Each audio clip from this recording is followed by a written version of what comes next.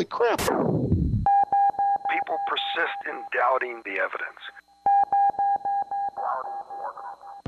Don't run and hide. Don't be afraid. Don't turn away any longer. The truth will set you free. If the game is rigged, change the game. You're listening to Jimmy Church, Fade to Black. Game changer, game changer, game changer, game changer. Game Changer Radio Network.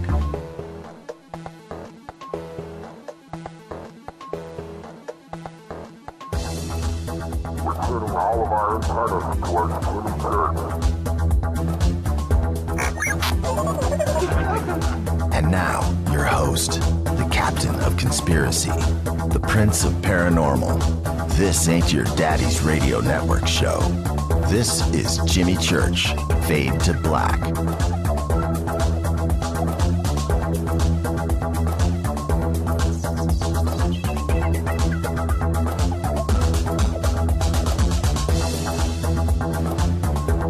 It's Monday. It's time for Fade to Black. How you doing? How you doing? Fade to Black. Bespoke radio for the masses. Today's Monday, April 6th. 96 days into the new year. 269 days left. We are live from the City of Angels Studios right here in downtown Burbank, California. COA Vapor. Makers of the Fade to Black e-juice. Fader Loops. Saturday morning cereal time. Just go to the COA banner at www.jimmychurchradio.com. You can use the promo code Jimmy for the Fader Not special. Let's get this show cracking. For KJCR and the Game Changer Network, I am your oh-so-humble host, Jimmy Church. Tonight, we have Peter Davenport of the UFO Reporting Center. That's right. Tomorrow night, MUFON director Jan Harzan. And Wednesday, Richard Dolan. All right, let's get the show cracking. Big proud salute to the men and women in uniform all around the world fighting the good fight for us. For without them, there is no me, there is no you, there is no us, and you could not hear me right now. Think about it. Oh, man. Love Mondays. 3 days off. It's so funny when I hear other hosts, I'm driving around in my car, I hear other hosts talk about, being off for the weekend and what they had to do around the house. Oh, yeah. I got put to work this weekend. My sanctuary, this studio. What is up, Fader Knots? Fired up. You fired up? It's going to be a good night. It's going to be a great week here on Fade to Black. Faders.org hung out this weekend. Fader Cinema. Watched a little Dan Aykroyd. David Sarita. Faders.org. It's free. It's fun. Become a Fader Not today. All you got to do is go to faders.org, www.faders.org. Simple. Find out what you have to do. Then come back here to Twitter. That's what you have to do. Follow us on Twitter at JChurchRadio. Jump on your soapbox. Wave your arms around. Yell, scream. One of the producers here will come and find you. We'll vet you. We'll find out if you're cool, if you're good enough to be a Fader Not. And then you join the family. That's what you do. Faders.org, www.faders.org. Method works really, really hard at that. I don't even want to call it a fan site because it's a family site. It's families. That's what it is. Just come hang out with us, all right? Become a Fader Not today. Studio Dome ST1, again, thank you for supporting the show. For everybody that has purchased an SD1 Bluetooth speaker, just go to, by the way, while you just go to jimmychurchradio.com right now. Go check out the updates that Method has done to the site. The site makes us look professional. It's so good. Method has busted his tail over the last couple of days. Stopped taking my phone calls. He did. Couldn't get him on the phone. But then I saw what he was working on. JimmyChurchRadio.com. I swear, I am so proud of what he has done there. So go check it out. While you are there, click on the Studio Dome SD1 banner. Go get yourself an SD1 Bluetooth speaker. Just enter the promo code Jimmy. There you go. $99.99. Get $40 off. $59.99 and free shipping anywhere here in the United States. All right. What happened to Russ just tweeted? What happened to Jimmy saying it's Thursday? What does that mean? It's Monday. It's the Monday edition. Why is Thursday's episode of the 2nd of April playing on KGRA? I don't know. It doesn't make any sense. Refresh your screen. Refresh your screen. I don't know. That's weird. We are good, though. We are good. All right. Contact in the Desert. Don't forget, May 29th through the 31st. Also, before I get to that, we'll have Richard Dolan on Wednesday to talk about Joshua Tree. Also, Ozark. And Peter Davenport will be on the show tonight talking about Ozark. And a few other things. Also, Hangar 1 premieres this Friday. And Richard is part of that, too, as well. So we'll be talking about that. Tomorrow night, I've got a special guest. Tomorrow night, Jan Harzan, director of MUFON, will be on to talk about Hangar 1. And then we'll have a special surprise guest tomorrow night. All right. Yes, last week is on TalkStream Live. That doesn't make any sense. It doesn't make any sense. Just refresh your screen. I don't know why. We are live all around the world right now. Okay. Let's get this show cracking. I am so happy to be back on a Monday. And we did a bunch of work here on the studios here in the dungeon. And both studios, Rita's studio, I think Rita's studio was kind of cooler than mine. It's turning out that way, and I think that what I'm eventually going to do is I'm going to move my studio into hers. She can have this one because hers is cool. But man, so we did all of that this weekend, all of it just to make this show better and better and better. And that's all I've got to get things started. Let's get this show cracking. I wanted to say this. Today, April 6th, today is the 85th anniversary of the Hostess Twinkie. The Hostess Twinkie. Do you remember a couple of, I don't know, maybe, was that about a year and a half ago, when Hostess got shut down and they shut down Twinkies? Do you remember that? Well, I was part of that madness. I went out and stocked up to make sure. And then the replacement Twinkies came in. Remember those? And they just weren't quite right. But I think they've got them dialed back in.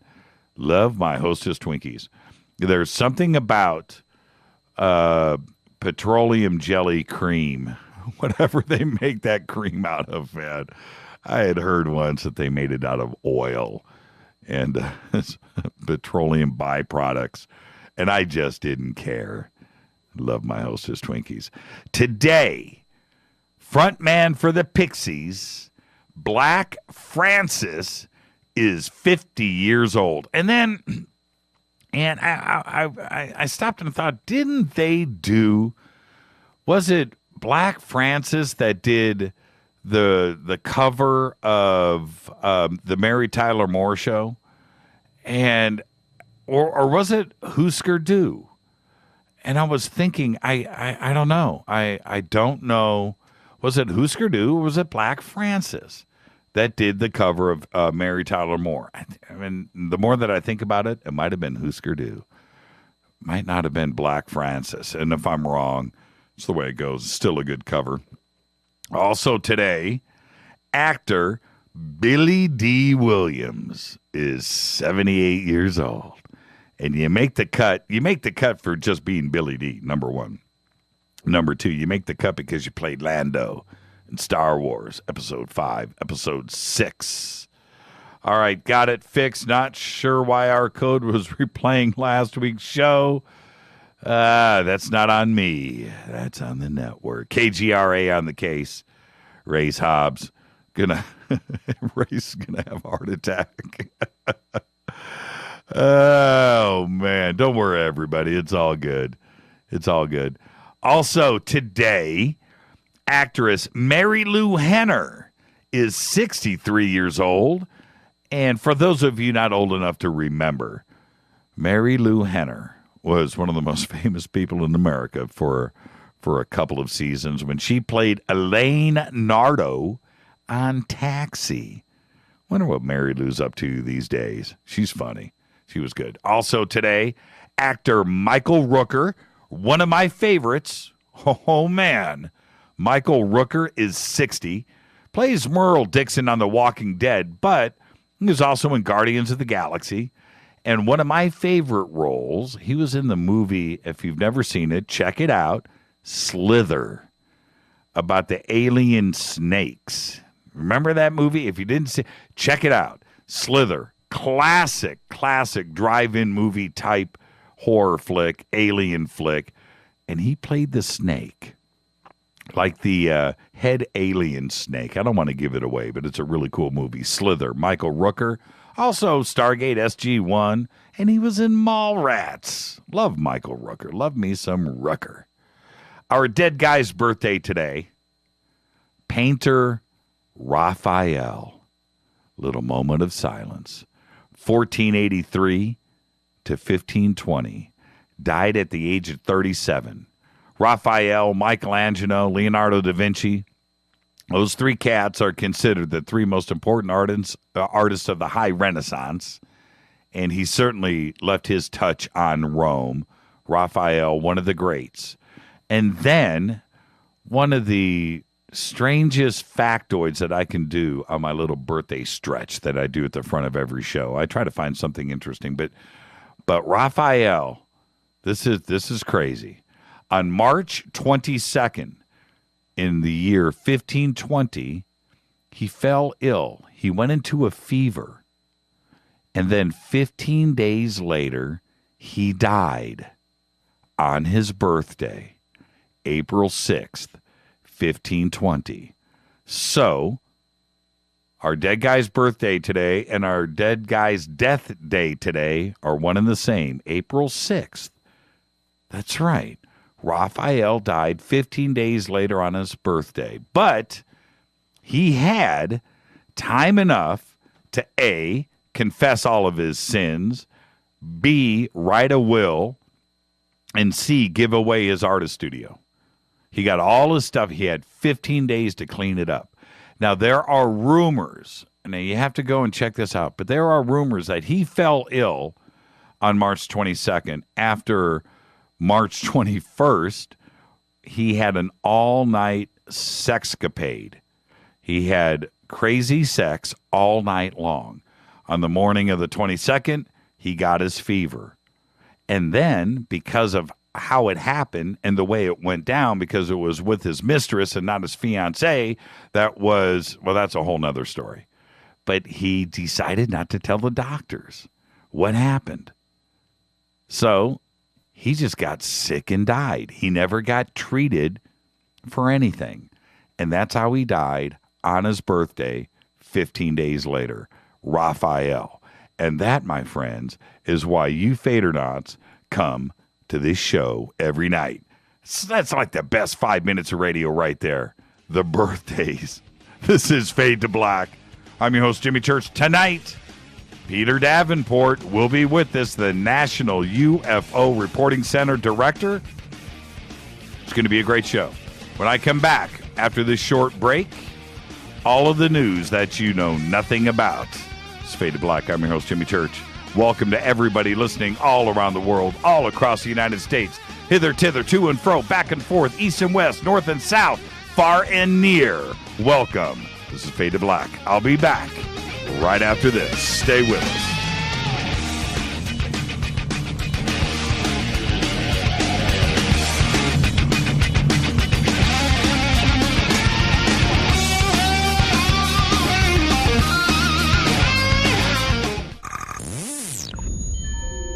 You're listening to Jimmy Church, Fade to Black. Fade to Black will now pause for alien identification. The station that talks the net. KGRA Radio. What's up, revolutionaries? It's me, Jimmy Church. Do you have an IRS or state tax issue? Well, I did, and I called national tax experts. My problems were fixed, done, fini, and man, I gotta tell you, it was a relief. National tax experts are a recognized tax office that services clients in all 50 states. It doesn't matter where you live. Give them a call. I'm telling you, they take the time to understand each and every client's individual financial status as well as their financial goals. And that's exactly what you need, my brother, when you're taking on the evil three-letter. So, seriously, give them a call today at 1-877-909-5444. Again, 1-877-909-5444. Or go check out their website, www.nattaxexperts.com. That's NATTAXEXPERTS.com. Tell them Jimmy sent you. This is KJCR at JimmyChurchRadio.com.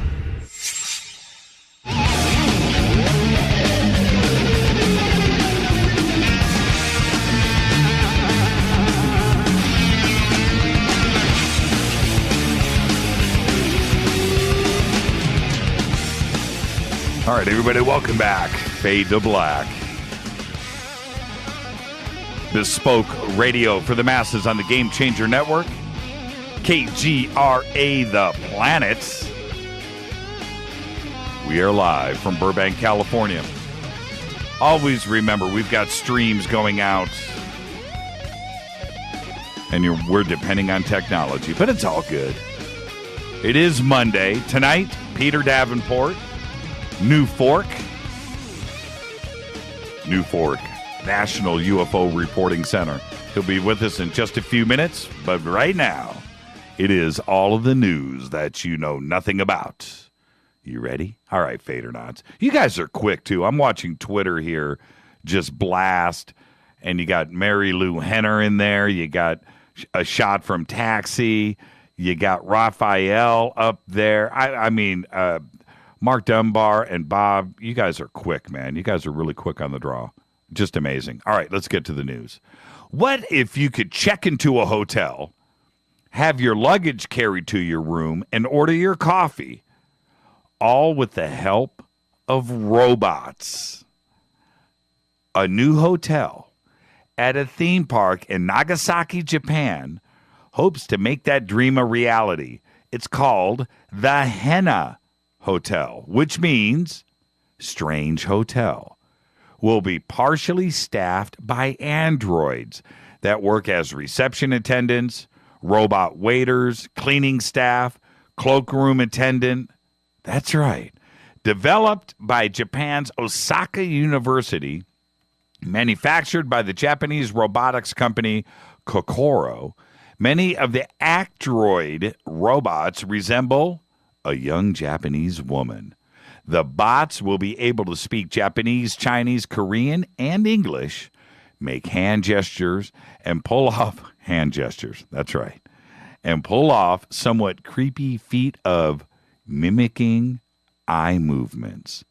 The android-staffed hotel will be part of a theme park called Wies ten Bosch, which is modeled after a typical Dutch town. Hotel guests will be able to access their rooms using facial recognition software instead of keys. Room rates at the Henna Hotel will start at about $60 US, but will likely remain well below the rates of the park's other hotels, which start at around $170 to $255 a night. The use of the robots and renewable energy will help the hotel keep its operating costs down. For those Luddites out there who prefer the human touch, yes, the hotel will still employ about 10 humans who'll be there at your beck and call. I guess they're saving money by not employing people, and then you add the creep factor in there. Kind of weird. It's kind of weird. Mark Dunbar, you are quick. There it is right there, the Henna Hotel Android. If you want to see all of this stuff, you got to follow us on Twitter right now, which is at JChurchRadio. Very simple. And then go to hashtag F and the number 2B. Hashtag F2B. You will get the Fade to Black feed. It's all happening in real time. According to ABC News, the National UFO Reporting Center, New Fork, has been pummeled by reported UFO sightings with 1,177 already documented for 2015. The National UFO Reporting Center made the announcement this week, also noting that 3 particularly significant UFO sightings over Alaska, Washington, and Portugal last week. In fact, the Alaska UFO report included something more compelling than most UFO videos and pictures. It included a drawing by a 4-year-old boy who reportedly witnessed the disc-shaped craft outside of his home. Now, we should be posting this momentarily, this drawing here in Twitter. We're going to be talking to Peter here in a bit. But Alaska didn't make the top 10 list for the states with the most UFO sightings. And tonight I'll be talking to National UFO Reporting Center Director Peter Davenport, who has been compiling sightings since 1998 to create the top 10 UFO lists. Yeah, and we'll be talking to him about the Alaska case. Those states, in order of the most UFO sightings, are number 1, California, 2, Florida, 3, Washington, Texas, New York, followed by Arizona, Pennsylvania, Ohio, Michigan, and coming in at number 10, North Carolina. I'm going to be talking to Peter about this. That is just bizarre. The framework deal that requires Iran to surrender some crucial components of its nuclear program, in part or even in whole, well, here are the highlights just for you. Iran will give up 14,000. Oh, here it is. Thank you, Bob. Thank you, Bobby. I'm going to retweet that. That is an interesting drawing right there. 4 years old. Go explain. We'll talk to Peter about this in a minute. Iran will give up 14,000 of its 20,000 centrifuges. Now, Iran will give up all but its most rudimentary, outdated centrifuges. Its first-generation IR-1s, knockoffs of the 1970s European models, are all it gets to keep. It's very critical. It will not be allowed to build or develop newer models. Now, part of the hoopla about this deal was that, man, but they still get to keep 6,000 centrifuges. Well, it is, but they're 14,000 latest and greatest and badass centrifuges. No, they've got to give all of those up. I'm going to comment here in a bit. Iran will give up 97% of its enriched uranium. It will hold on to only 300 kilograms of its 10,000 kilogram stockpile. Think about that. Now, they will also destroy or export the core of its plutonium plant at Arak. That's A-R-A-K, Arak. And will replace it with a new core that cannot produce weapons-grade plutonium. It will ship out all spent nuclear fuel. None of it will stay in the country. Iran would simply not have much of its nuclear program left after all of this. Now, I am just saying, if this is correct, great.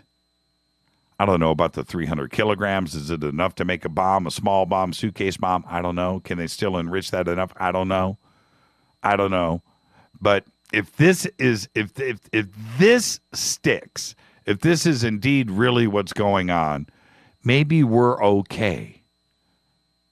You know, I just don't know.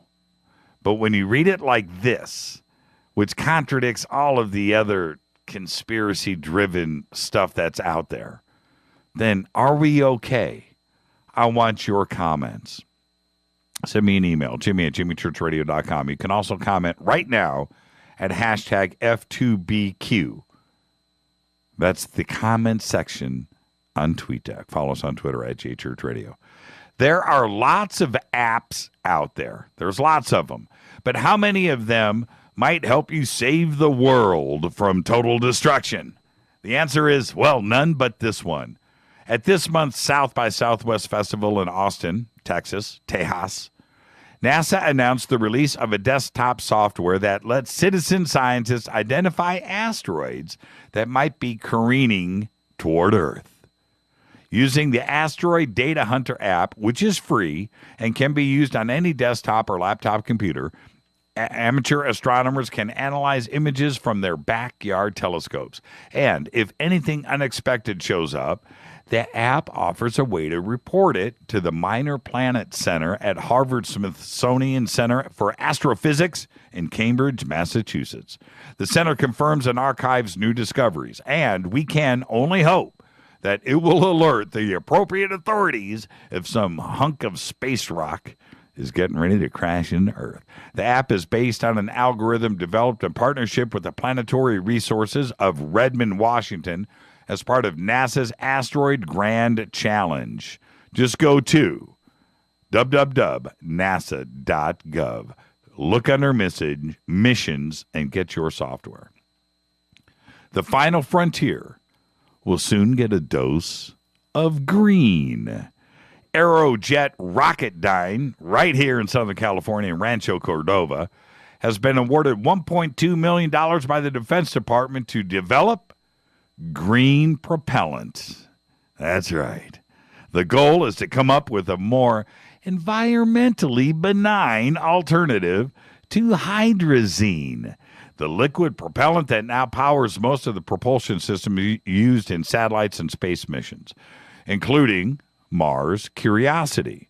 Hydrazine is so toxic, well, it'll kill you. The Environmental Protection Agency classifies a chemical as a human carcinogen, and exposure can damage the liver, kidneys, lungs, and central nervous system. It's not good stuff. Aerojet has been working to develop an alternative for almost 20 years, says Roger Myers, the company's director of advanced in-space programs. Eventually, he expects greener alternatives will replace solid propellants. Aerojet will test the propellants right here in Southern California, Rancho Cordova. They've got one test that they're going to do, building rocket thrusters for NASA's $45 million Green Propellant Infusion Mission, or the GPIM, and it's going to launch here in about 6 months. Hydroxyl ammonium nitrate is denser than hydrazine and can be held in smaller tanks, freeing up space for other technologies. Aliens, if they exist, are likely huge. At least that's one conclusion of a new paper. I know you guys have seen this going around by cosmologist Fergus Simpson. He says that he estimates that the average weight of intelligent extraterrestrials would be around 650 pounds or more. The argument relies on a mathematical model that assumes organisms on other planets obey the same laws of conservation of energy that we do right here on Earth, namely that larger animals need more resources and expend more energy. Thus, they are less abundant. There are many small ants, for example, but far fewer whales or elephants. Therefore, throughout the universe, as in the case on Earth, there are more likely small animals than large ones, says Simpson, a scientist at the University of Barcelona. Since the number of planets inhabited by relatively small animals would outnumber the amount the worlds would have large ones, think about it, it is most likely that if we find ourselves on a planet with relatively small animals and are ourselves probably one of the smaller intelligent species. Makes sense to me. A couple of other scientists did come in and comment on the results of his test, and he said, you know what? His theory holds water. It actually makes sense. We're buying into it. If there's E.T., he's going to be huge. This is Fade to Black, bespoke radio for the masses on the Game Changer Network, KGRA The Planet. I'm your host, Jimmy Church. Come back after this break. We'll be joined with Peter Davenport, the director of the National UFO Reporting Center. Be back after this short break. Stay with us.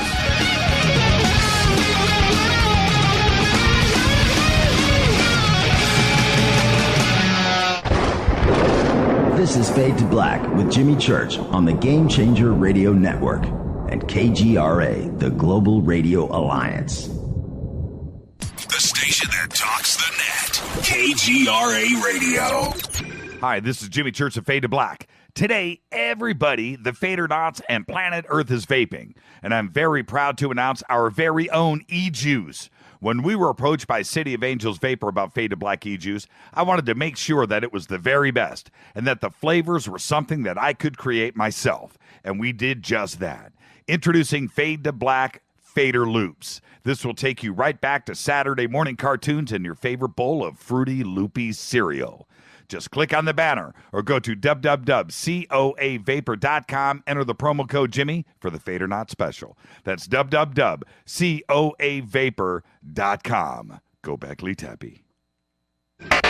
Imagine no longer being tied down to your computer, but having the freedom to take live talk radio with you anywhere you go. TalkStream Live introduces our first ever iPhone application. The talk shows you follow now follow you, and your iPhone is now the fastest and easiest way to stay connected to the best talk radio on the internet. Let TalkStream Live transform the way you listen to radio. Listen to live talk shows 24 hours a day, 7 days a week. Mobile talk radio from TalkStream Live. Now available in the iTunes App Store. This is Toby Kebbell. You're listening to JimmyChurchRadio.com. Don't hurt me, Jimmy. I'm only little. Hey, I'm Adrian Grenier. And this is Ari Gold. We're the Honey Brothers. Yes. We are of the Honey Brothers. Hey, I'm Adrian Grenier. And I'm Ari Gold. We're the Honey Brothers. And you're listening to Jimmy Church. The Revolution. Attention, all Fadernauts. Studio Dome has a special deal on their SD1 Bluetooth speaker. Just go to jimmychurchradio.com, click on their banner, enter the promo code Jimmy, and you get $40 off and free shipping on the SD1. It's voice activated, comes with a USB antenna, cables, and a carry bag. Never listen to your phone, tablet, or laptop speakers ever again. It's the only way to listen to Fade to Black. That's jimmychurchradio.com, Studio Dome banner, promo code Jimmy. Go back, Lee Tappy.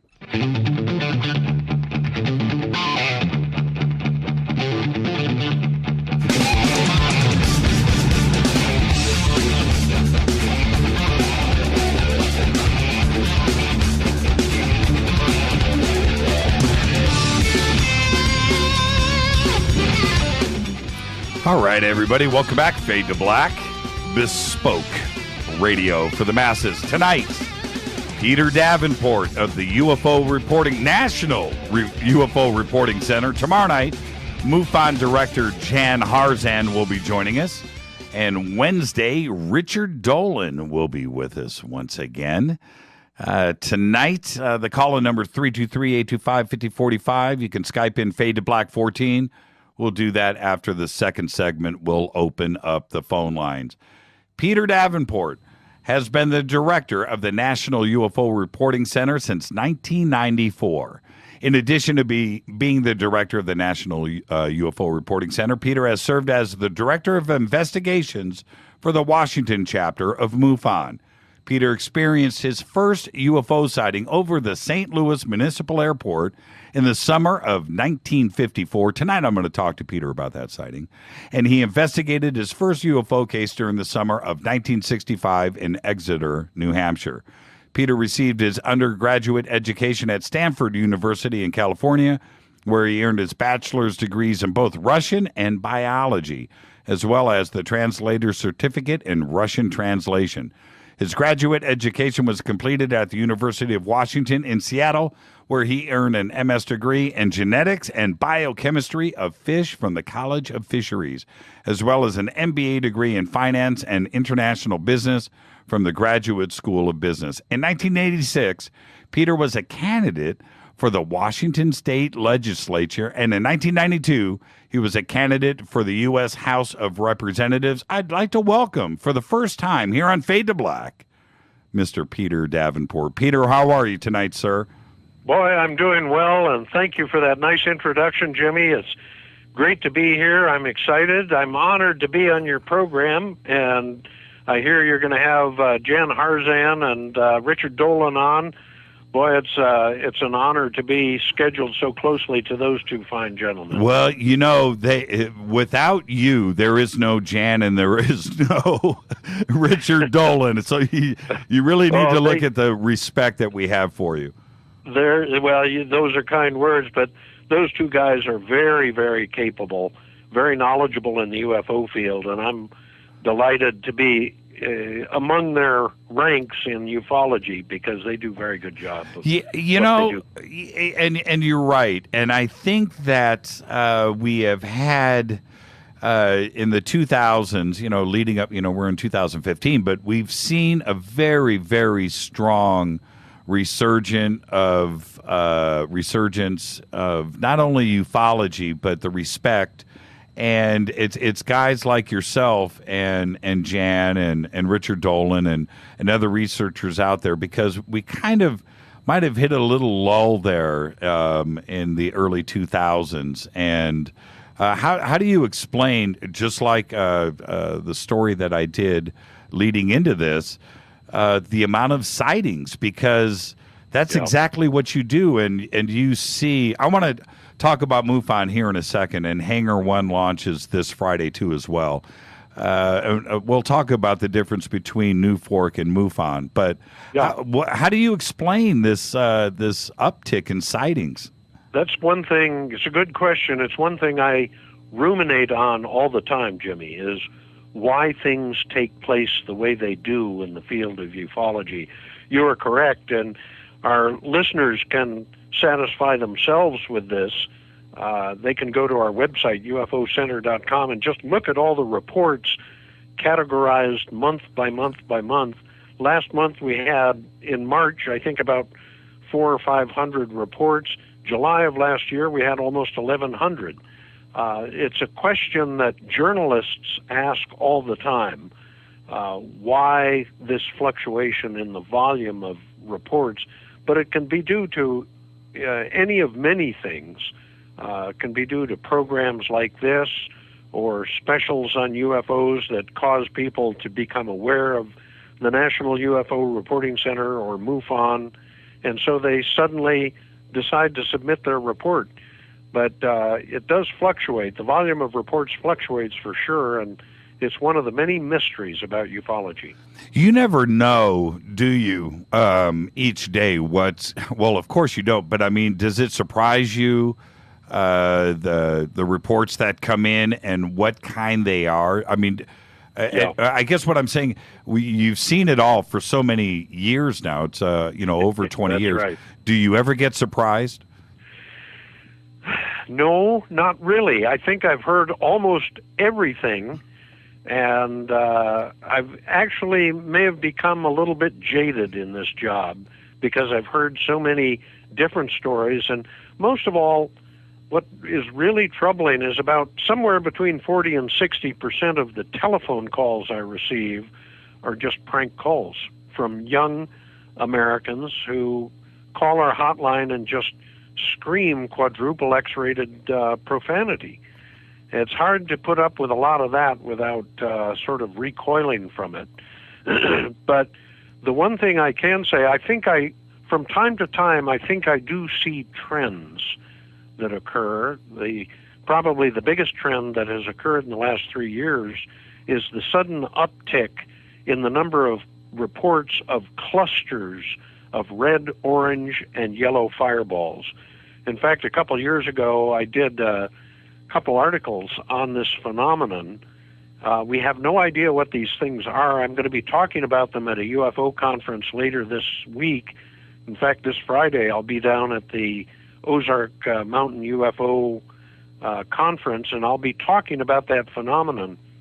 The other, of course, is just the volume of reports, and I don't know what determines that.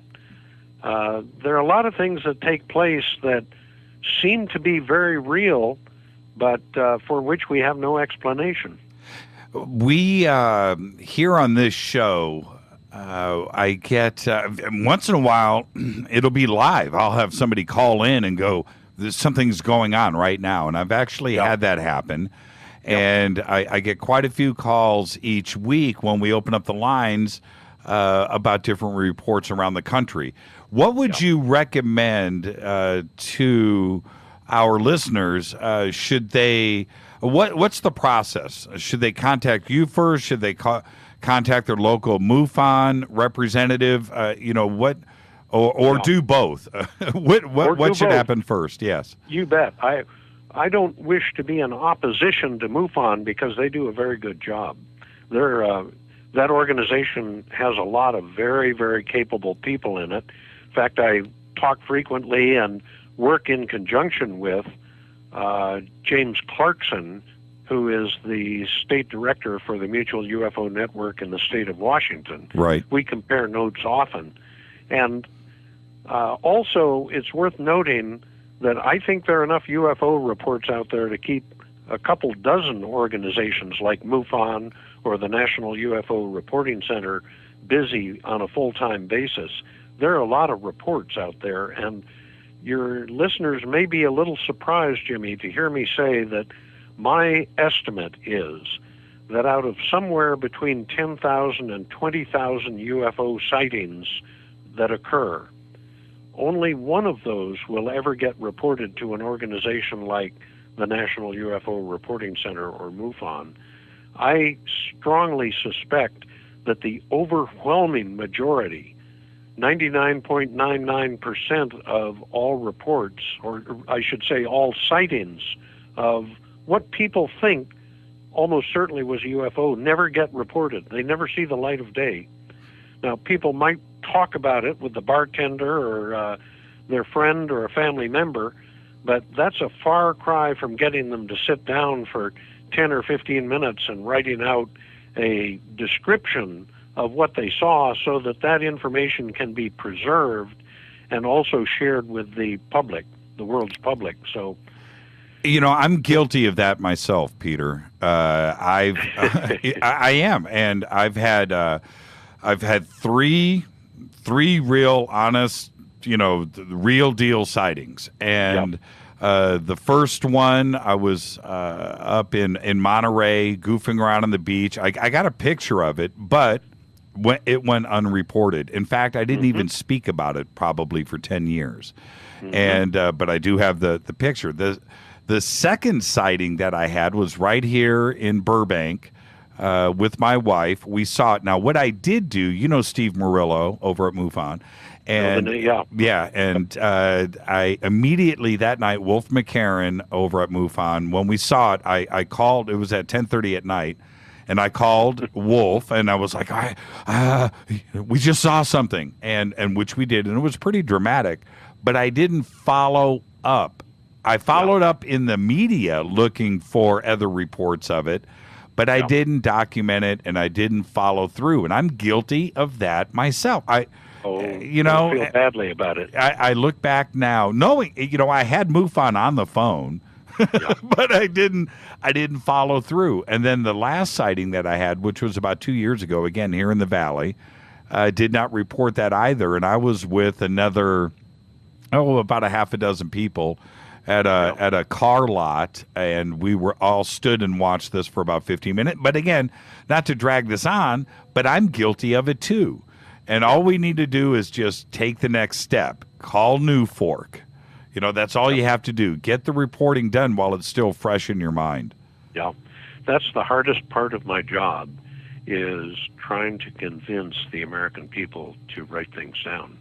And I think I understand why the monkey house is usually the loudest part at any zoo, because they're related to us. And if a person sees a UFO, his immediate reaction is he wants to talk to somebody about it. And unfortunately, if we had a team of several dozen telephone answerers up here, we could handle all of those reports and let people talk for a quarter of an hour, or half an hour, or even longer. But unfortunately, the full brunt of this job falls on me, and I usually try to limit people to about a 15-minute, or rather 15-second description of what it was they saw, and then I start encouraging them to write it down and submit a written statement. Well, we do have your links up for New Fork up at jimmychurchradio.com, and our producers are listening to me right now. We need to just get a permanent banner up for New Fork right on the front of our website, so it's always there, and everybody can access it right away. And it is, like I said, I'm guilty of it too. I'm guilty. And I understand why. You know, it's always taking the next step. And Steve Murillo once told me a story. I'm going to have him, he's going to be on the air with us later on tonight too as well. I'm going to have him tell his story. And his story, the reason why he got involved with MUFON, he had never heard of MUFON, but he had a sighting. He runs in the house, and what does he do? He jumps on the internet and finds MUFON. And he was one of the very few that, followed through. And you're absolutely right. Can you imagine how busy you would be if all 10 or 20,000 got reported to New Fork? Yeah. Oh, I'm grateful that we're not getting all the reports, because we are not, as you correctly imply, we are not set up to handle 20,000 times the amount of data we're handling today. We are swamped with data just with what we're getting. And I don't think I can handle any more reports than we're getting currently. How old were you, Peter, back in 1954? I was 6.5 years of age when I saw it. I was born in January of 1948, so I was 6.5 when I saw that object, and it was a doozy of a sighting, Jimmy. Now, that was in St. Louis, so you're 6 years old, and I know I want to know everything about it, but is it still as fresh today as it was in 1954? I believe I remember it as clearly in my mind's eye right now as I discuss it as I did the day of the incident or the night of the incident. And the interesting thing about it is that hundreds or thousands of people were looking at it when I was looking at it. I was in a drive-in theater with my mother and brother one night, and thanks to Dave Marler from Albuquerque, sure, you probably know the name. And we know Dave. Yeah, he's great. Very capable researcher, very good writer. Through his efforts, I was able to tentatively pin the date down to July 17th of 1954. I am able to bracket the date, Jimmy, because I remember the car I was sitting in. I was sitting in the right-hand seat of a 1953 Studebaker, and with the chrome ring on the nose of the car. You may know that car. Yes. And we were watching a drive-in theater on the south side of the St. Louis airport. There was a well-known drive-in there, and suddenly a disturbance started brewing in the theater. People were running around, and they were pointing and shouting and getting out of their cars, and we didn't know initially for a few seconds what was going on. And then a group of men walked in front of our car, pointing up to the right of our car, to the east. And I looked out the side window of that car, and there was an object. Its apparent size was approximately equal to that of a full moon. So it was very prominent in the nighttime sky. Wow. It was slightly elongate, slightly oval, and it was sitting almost stationary. I could tell. I had very good vision as a young kid, and I could tell that it was moving, but moving almost imperceptibly slowly. And suddenly it accelerated, and it went from my right side to gone to my left in the northwest sky, went right over McDonnell Aircraft Corporation, and it covered about 140 degrees in 2 to 3 seconds. Oh, wow. The entire horizon, just about. Almost. Wow. Almost.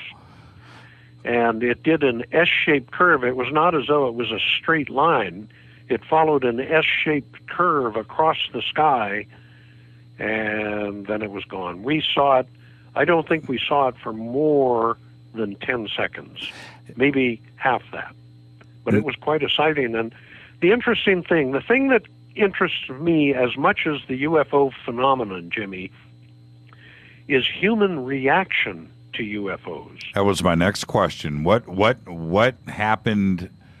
You know, when you have 1,000 people that are probably looking up at at a drive-in, all looking up at the same time. Yeah. What was the atmosphere like? Did anybody scream? Oh, people were running. They were running towards it. They were pointing and shouting, and I don't remember any of the specific statements, but it was very clear, unmistakable, even to a 6.5-year-old kid, that people were very, very agitated by what they were looking at, very interested in it. Everybody who was outside his car was staring at that object, and my father at the time was over in the tower, the control tower, which at that time was on the north side of the St. Louis airport. It's now on the south side. And after the movie, we drove around the airport and picked him up and drove home. We were all talking about the incident, and he had been looking at the object with binoculars, as had all of the air traffic controllers in the tower. So what I was going to say, though, is the interesting thing is, of all the hundreds or thousands or tens of thousands of people who saw that object that night over the St. Louis airport, only one, namely I, has written it down and submitted a report, which tends to, I feel, corroborate my earlier estimate of between out of 10,000 to 20,000 people who see a bona fide, even dramatic UFO sighting. Only one of those people will ever write it down. What did your dad say about it? Well, the interesting thing is, whenever my family got together, my parents, my brother, and I got together, we would invariably gravitate to talking about that object. And interestingly, I was the most excited about it, perhaps because I had such a good view of it out the right side of the car. My mother was behind the driver's wheel, so it would have been more difficult for her to see it until it got in front of the car. Right. But by that time, it was moving so rapidly that she may not have seen it for more than a second or two. My older brother, was in the back seat, and I've talked to him about it. He's not quite as interested in what we saw as I am, because he was in the back of that car, and he too may not have been able to see it as well as I did out the passenger window. I had a really very good eyeball on that object, and it was bizarre. It was the color of a red traffic signal with just a hint of orange in it, and as I say, the size of a full moon. So it's not as though it was just a twinkling star or something along those lines. It was a very prominent object, and the interesting thing is it went right over McDonnell Aircraft Corporation, which is on the north edge of the St. Louis airport. Now I get to play Peter Davenport for a second. This is fun. Okay, so what did you think you saw? I didn't know. At 6.5 years of age, I don't think I was particularly well informed on the UFO phenomenon. However, I will qualify that and say, even by that age, I was very experienced at spotting airplanes. Yeah, we all were. All young men were. That was our favorite thing. Yeah, sure. So my father worked for the Airline, and we had friends in the Air Force and so on and so forth. So I could instantly tell a DC-3 from a DC-6 or a DC-7 when, even before I could see it, I could tell them apart from their sound. the sounds their engines made. Well, I knew immediately upon looking at that object that it was not a terrestrial aircraft. That was clear. Just what it was, I had no idea, but going back to the beginning of our discussion of this point, I remember it as clearly right now as I remembered it the night of the sighting. And I've heard this from many, many people who call wanting to tell me all about their sighting from 5 or 6 or 8 decades ago. I try to get them to write it down. I'm not always successful, of course, but that's one thing I hear from people is even though years or decades have taken place since the person had his sighting, he or she remembers it very, very vividly, clearly. Now that you've had 60 years to reflect, about 60 years. 61 years, yeah, that's 60. right. What do you think, us or them? Well, it's clear to me that we saw something that almost certainly was not manufactured on this planet. In 1954, probably the most sophisticated jet fighter we had was the F-101 Voodoo, built by Boeing, or maybe the North American F-100 Super Sabre. Mm-hmm. But what we saw was dramatically different from anything I'd ever seen in my life or have seen since, actually. So I think I was witness to a UFO back 61 years ago, and it may explain why I'm the director of the National UFO Reporting Center today, because that interest has not flagged in me since 1951, or 54, I should say, 61 years ago. I'm as interested in UFOs today as I was 50 years ago when I did my first newspaper article up in New Hampshire, and as interested as I was in 1954 when I saw that object.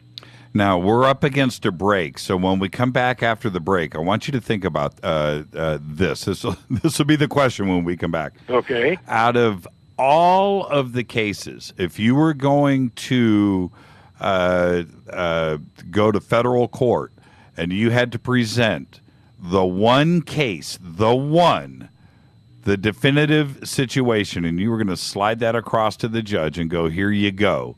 I want to know that case. So I want you to think about that. Let's take a quick break. This is Fade to Black tonight. Peter Davenport, National UFO Reporting Center. Excited about having Peter on with us.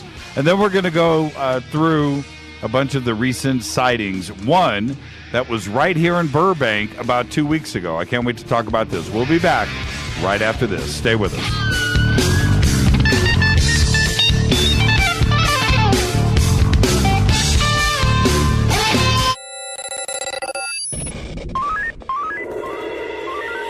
Way out here, we listen to Jimmy Church. You're listening to Fade to Black. Alternative Talk, KGRA. This is Jimmy Church of Fade to Black. May arrives soon, and with it comes another Contact in the Desert. So join me in Joshua Tree, California, for the 3rd annual Contact in the Desert Conference, being held May 29th through the 31st. 2015 brings another awesome lineup of speakers, including publisher of Legendary Times, Giorgio Tsoukalos, New York Times bestselling author David Wilcock, journalist and conspiracy expert Jim Mars, former head of UFO Project for the MOD Nick Pope, investigative reporter Linda Moulton Howe, author and contactee Travis Walton, UFO historian Richard Dolan, and many more. You don't want to miss this. Fade to Black and KGRA will be there broadcasting live May 29th. Just visit contactinthedesert.com for tickets and information. That's contactinthedesert.com. ¿Qué tal, mis amigos? Yo soy Mario Carson, el tiburón, y los invito para que escuchen a mi buen amigo Jimmy Church Radio. ¡Claro que sí!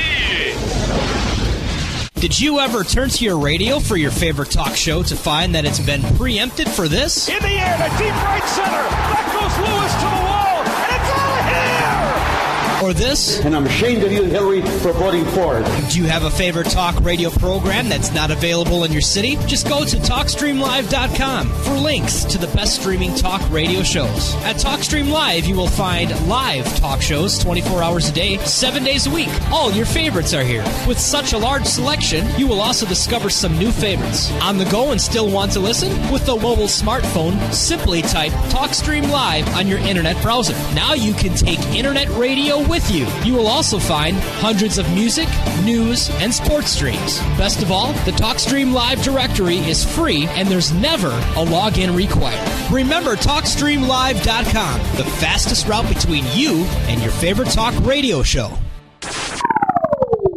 You are listening to Fade to Black with Jimmy Church on the Game Changer Network. Oi, oi, I'm Reese Evans. You're listening to Jimmy Church. This is Revolution. The revolution will not be televised. The revolution is on radio. Ciao.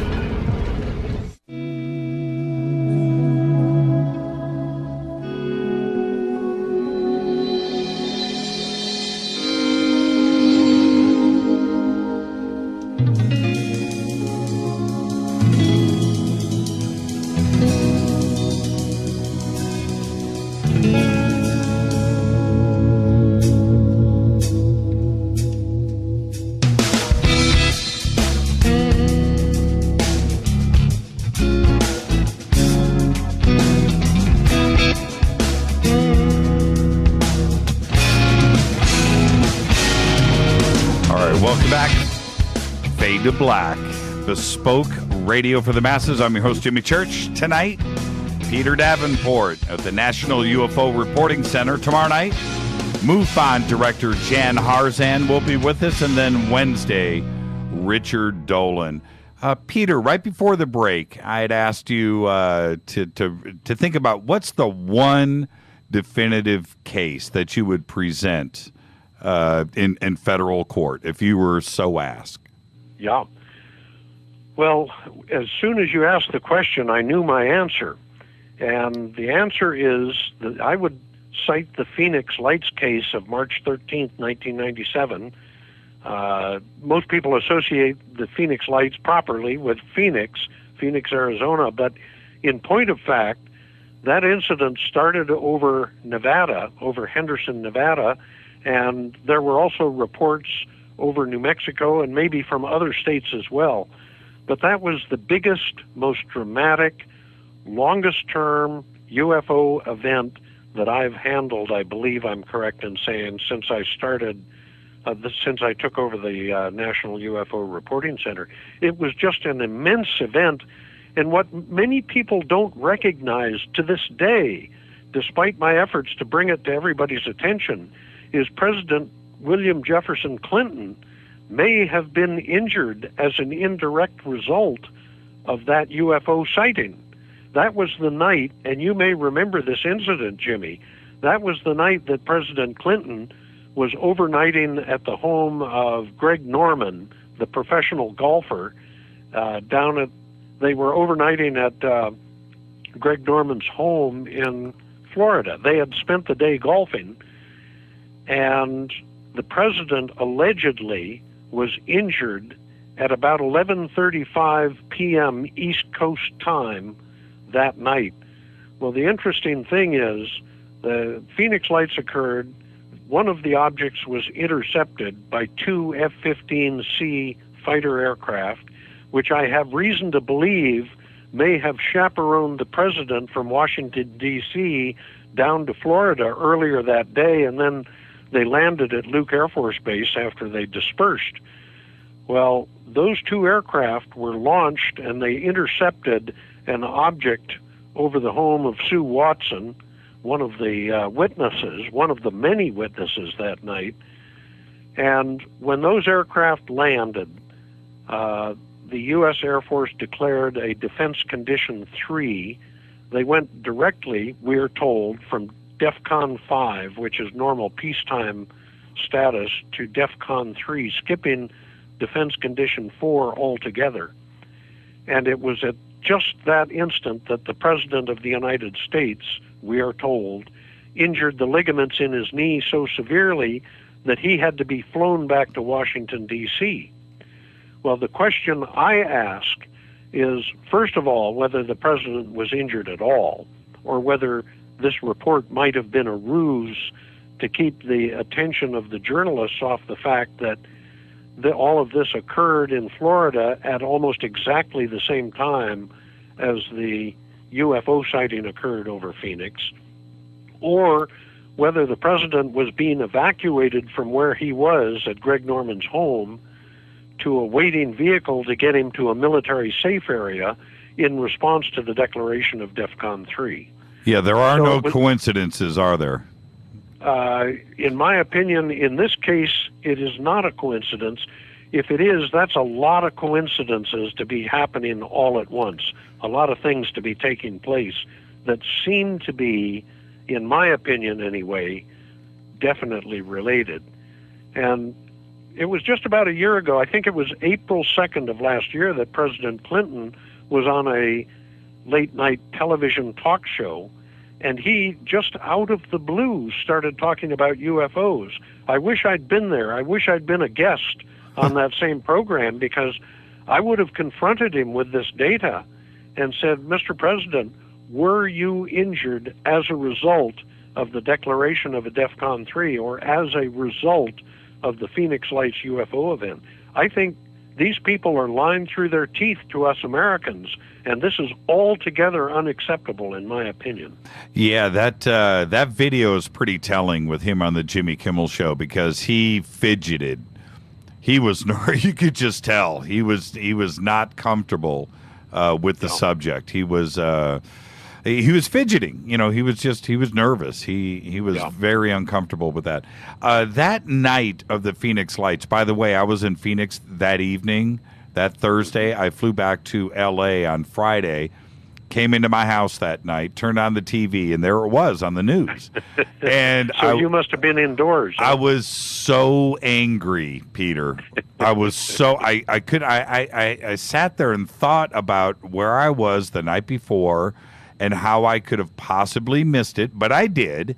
And I was just completely angry. I was there. I was in Phoenix all week and flew back and saw that, and I was completely angry. What happened to your hotline that night, that Thursday night? Yeah, it almost melted off the wire. I'm sure it did. That night, the telephone started ringing at 7:18 p.m. I recall the time. And I have all of my handwritten notes from that night. And it just continued ringing until 3 o'clock in the morning. When I finally turned the telephone off, my desk was just covered with pieces of paper with handwritten notes on it, with people's names and telephone numbers so I could get back in touch with them. But there were times that night, Jimmy, when the phone was ringing every 10 or 15 seconds. People demanding to know what it was that had hovered above their home in Phoenix. And these are the objects that the Air Force, during subsequent days and weeks and months, claimed were flares that had been launched over the Gila Bend barium Goldwater firing range. Nothing could be further from the truth. And in fact, I believe the flares and I think they are flares rather than UFO, but I can't prove it. The bright lights that were photographed in the southwestern sky as viewed from Phoenix are probably flares that were released by the U.S. Air Force as a diversion to what by 10 o'clock they knew was a very all-too-real event. Those F-15s intercepted an object over Camelback Mountain at about 8:20 or 8:25 p.m. They returned to their base immediately. In fact, I have it on good authority that one of the pilots was unable to physically get himself out of his cockpit. His ground crew, once he landed, and it's probably a fortunate thing he was able to land, his ground crew had to physically open his canopy and undo his chest and lap straps and his knee straps and physically lift him out of the canopy and get him propped up on the platform on either side of the aircraft. But it was a very, very dramatic night. Did you get calls also from people further south in Tucson as the as it traversed the state? Did you get those calls too? Yeah, I got calls from all over Arizona, from a lot from Phoenix, a lot from north of Phoenix, Prescott Valley. Right. And then one of the objects went down, reportedly, went down Interstate 10 headed southeast towards Tucson. Right. And in fact, I'll be presenting this material. I presented all of this at the Ozark Conference 4 years ago, April of 2011, when I first spoke there. And I'm going to be touching on it again, although I have new material that I'll be presenting as well. But people on Interstate 10 said the object that went over their heads was so large that it blocked out almost the entire sky above them for 1 to 2 minutes as it coursed to the southeast. Yeah, and I've never heard the Air Force try to explain away how you could possibly see flares from Tucson that are above Camelback Mountain in Phoenix. Well, they're just lying to the American people. Yes. Now, I may overstate the case, and I apologize to those people who prevaricated, but we live in a political system in which the public servants serve us. It is not the reverse relationship, and therefore they have a responsibility to tell us the truth. And they did not tell the American people the truth. No doubt they were operating under direct orders from very senior officers, but they've had plenty of time to come forward, and I expect them to tell the truth. One of the things they could do if they're listening to me now is submit a report and just say they were on Luke Air Force Base at the time of the event, and recount what it was that they saw, what happened there. And certainly, and Fife Symington also finally let the guilt overtake him, and he came clean. And if he's going to come clean, just tell us what happened. Or tell us that you don't know, but that it did happen. But don't try to, whitewash it with flares over Phoenix. That's the bad part. It's infuriating. I don't trust people who do that kind of thing to me. And one thing I skipped over, Jimmy, was the size of that object that those two F-15s intercepted. The pilot, as he came in from the north over Camelback Mountain, reported to his ground crew that it was so large that its left-hand wingtip was at his 9 o'clock position. The right-hand wingtip was at his 3 o'clock position. In other words, the object he was flying towards subtended an arc of 180 degrees ahead of him. Wow. And we've done the trigonometry. That object was not less than 7.4 terrestrial statute miles in width. Amazing. In other words, 3 times the length of the average runway at a major international airport. Did your hotline go off today? I always get reports. Did you? Anything interesting today? No, most of the calls today have been prank calls, obscene prank calls. Sometimes groups of young people just take it upon themselves to call and call and call all day long. Yeah, that's the society we live in today, isn't it? It's just a shame. Trolling and having fun and upsetting people just seems to be sport. I don't get it. We get the same thing here too as well. That's what graffiti is all about. And people say, well, it's not a serious crime. The time to catch these people is when they're doing minor crimes and make them realize that they're going to pay a price for it. But parents don't do that anymore. No, we can't. It's not considered PC. No, we go to jail. That's what happens. And I think both of my daughters know that too. They can any child can thumb their nose at their parents these days because they know that nothing's going to happen.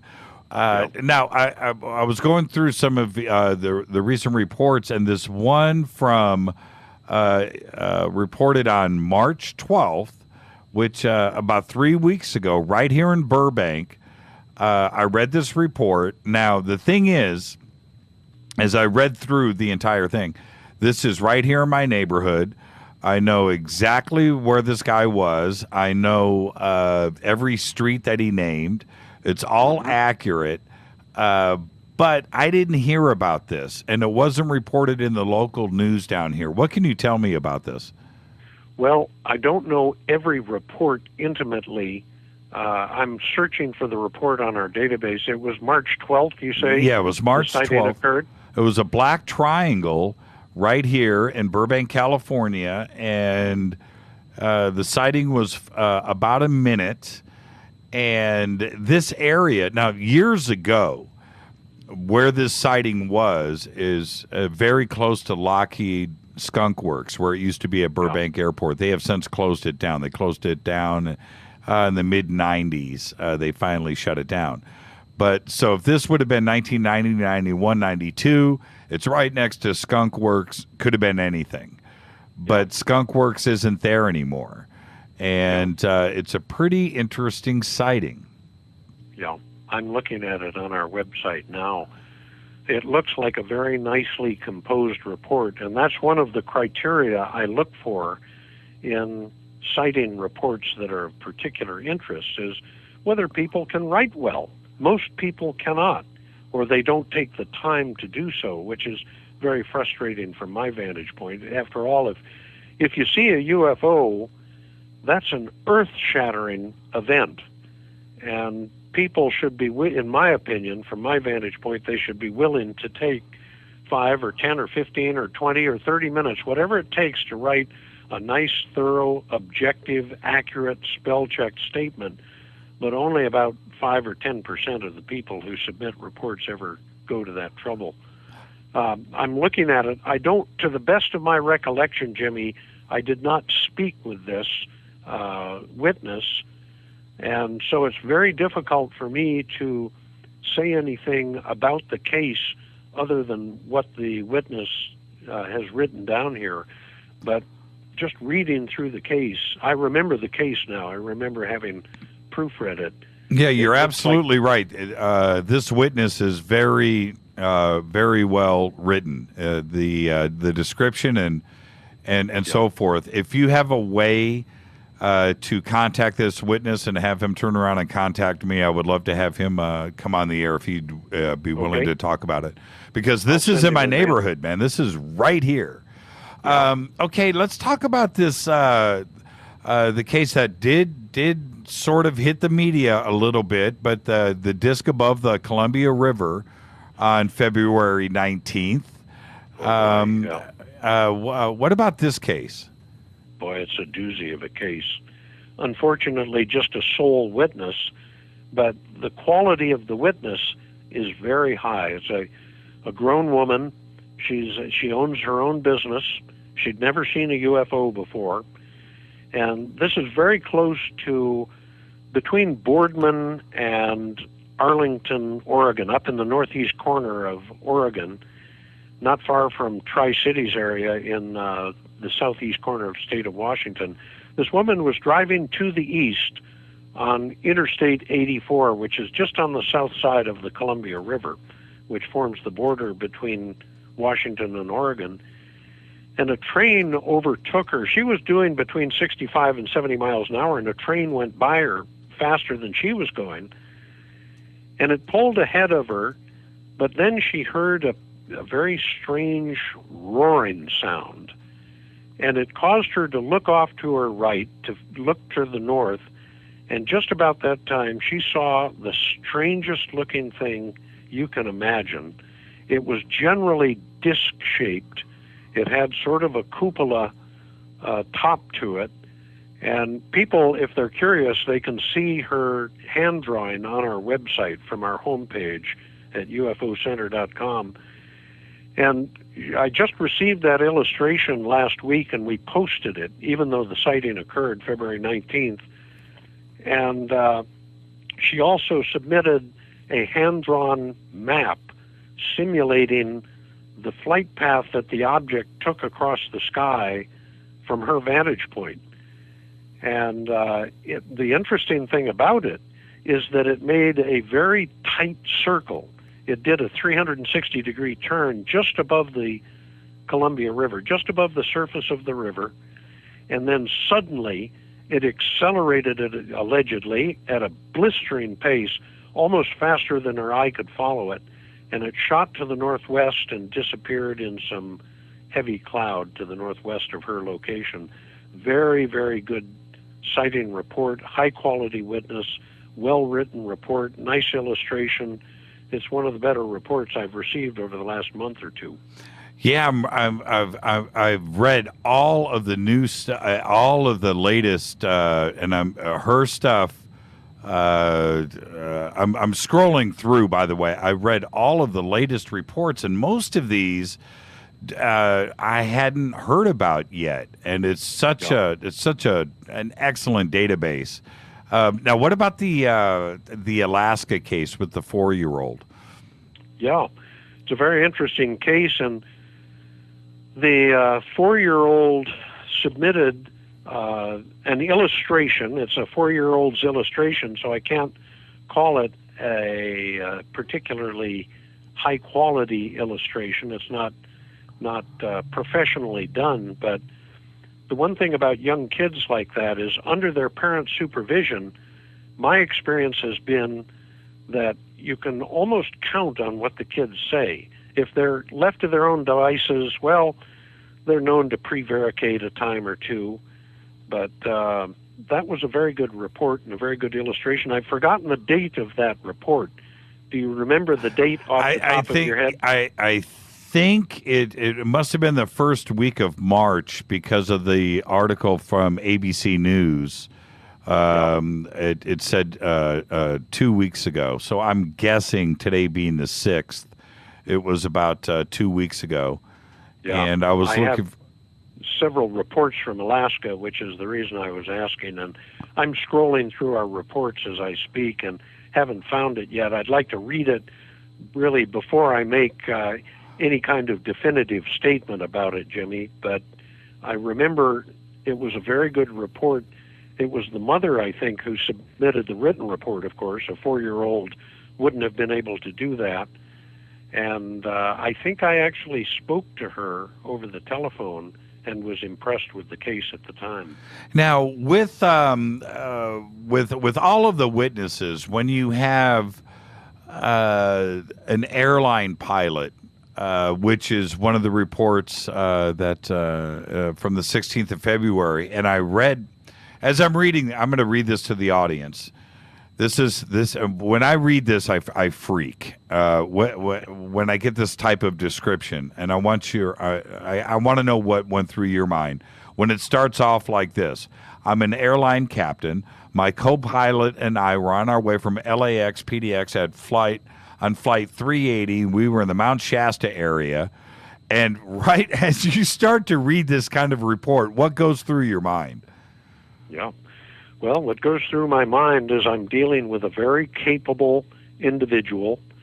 Person wouldn't be a captain aboard a commercial airliner unless he's proven himself over the course of decades to be a responsible, truth-speaking person. And I actually had that captain on a radio program, and he was as impressive speaking as he is in writing. And they had no explanation for what they had seen.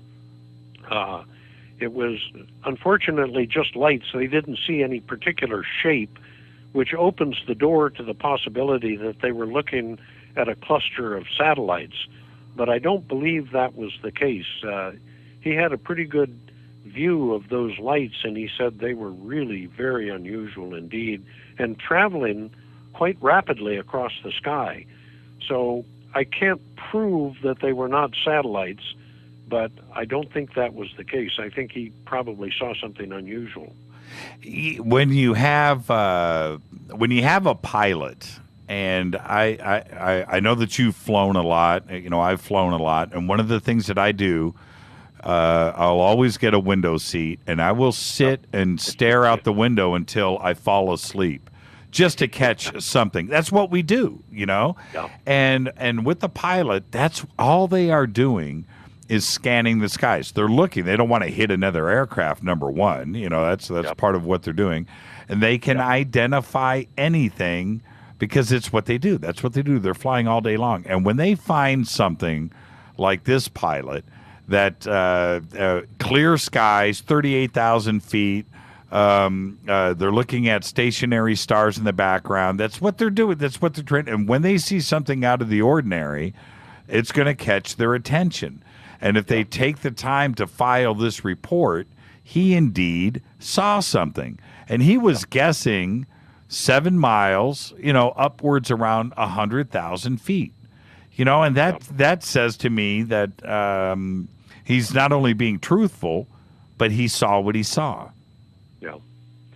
I've gotten many, many very good reports from airline crew members.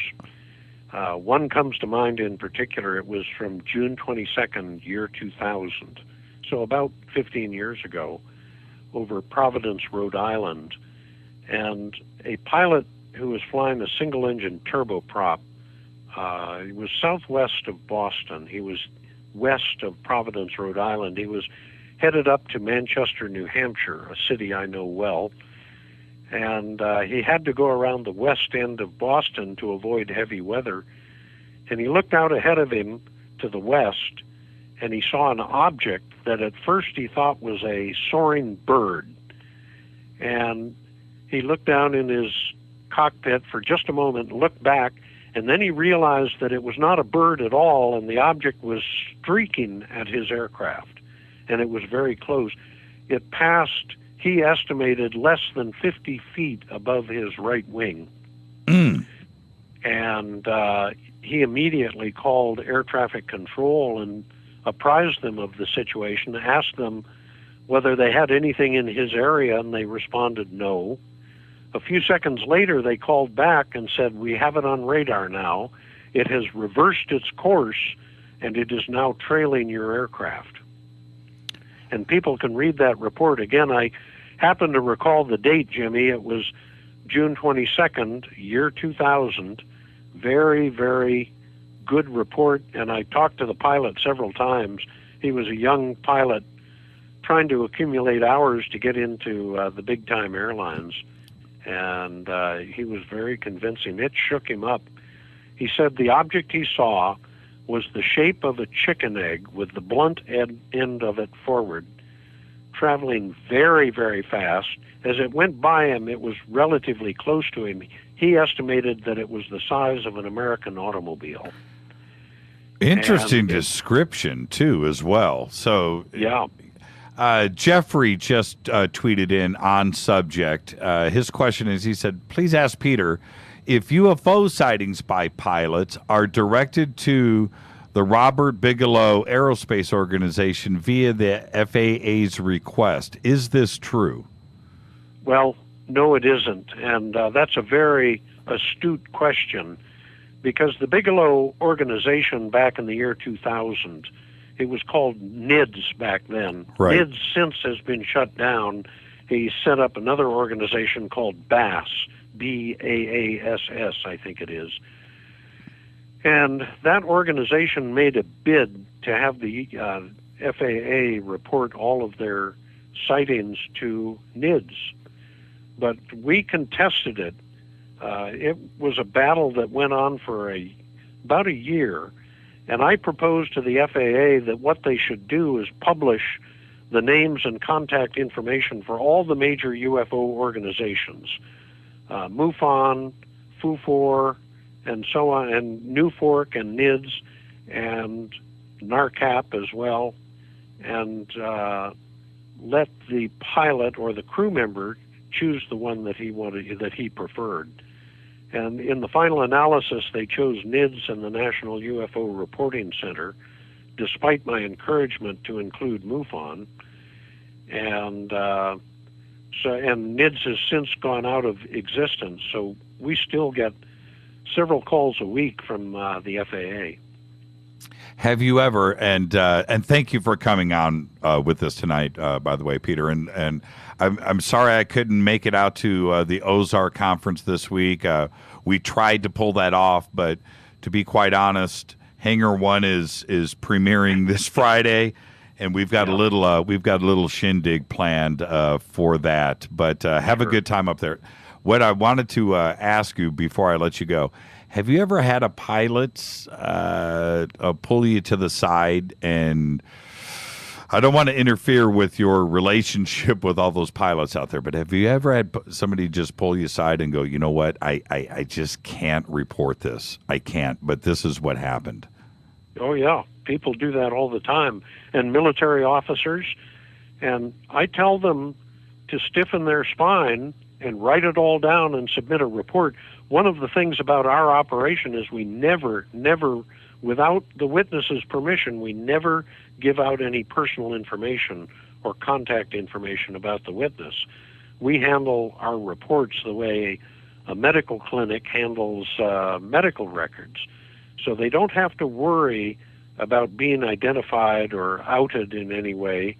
So if there are people listening to us who've had UFO reports, I would like to invite them to write it all down and submit it. Don't call us. Just write it down and submit a report using our online report form at ufocenter.com. Thank you so much for coming on, Peter. Looking forward to having you on again. Have a great time out there at the Ozark Mountain UFO Conference. And, Ray Hobbs and everybody up there puts on a really good show, and you've done it before. Just have a good time. Be safe, and looking forward to having you on again with us very, very soon. I appreciate the invitation. It's been delightful working with you. All the best, Peter. Thank you so much. You're welcome. Good night. Peter Davenport, National UFO Reporting Center. Thank you so much, Peter. When I come back after the break, got a very special guest. Little surprise for all of you Fadernauts. This is Fade to Black. Game Changer Network, KGRA The Planet, Ozark Mountain UFO Conference. Go check it out. I'll be back right after this. Stay with us.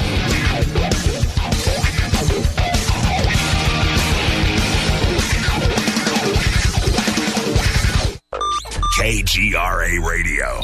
Intelligent talk. Are you a paranormal investigator, ghost hunter, or UFO skywatcher? If so, FNGinnovations.com has the product you definitely need in your investigations kit or go bag. Introducing the Morpholite Wide Beam Tactical Flashlights that put the light where you need it most. Traditional flashlights shine a focused round beam with limited line of sight in the dark. Morpholite Tactical Flashlights change all that, utilizing a revolutionary wide beam design to enable you to see safety hazards such as hanging wires and steel, pipes, and holes in the floor you just can't see with a focused round beam. In the field, where safety is paramount, a 180-degree beam increases orientation and peripheral vision in the dark. Morpholite flashlights are ideal for investigations in abandoned facilities such as houses and hospitals, factories, caves, and tunnels. Avoid those low-hanging tree branches that poke your eyes in the woods. Visit FNGinnovations.com to see a full line of tactical lights and accessories. That's FNGinnovations.com.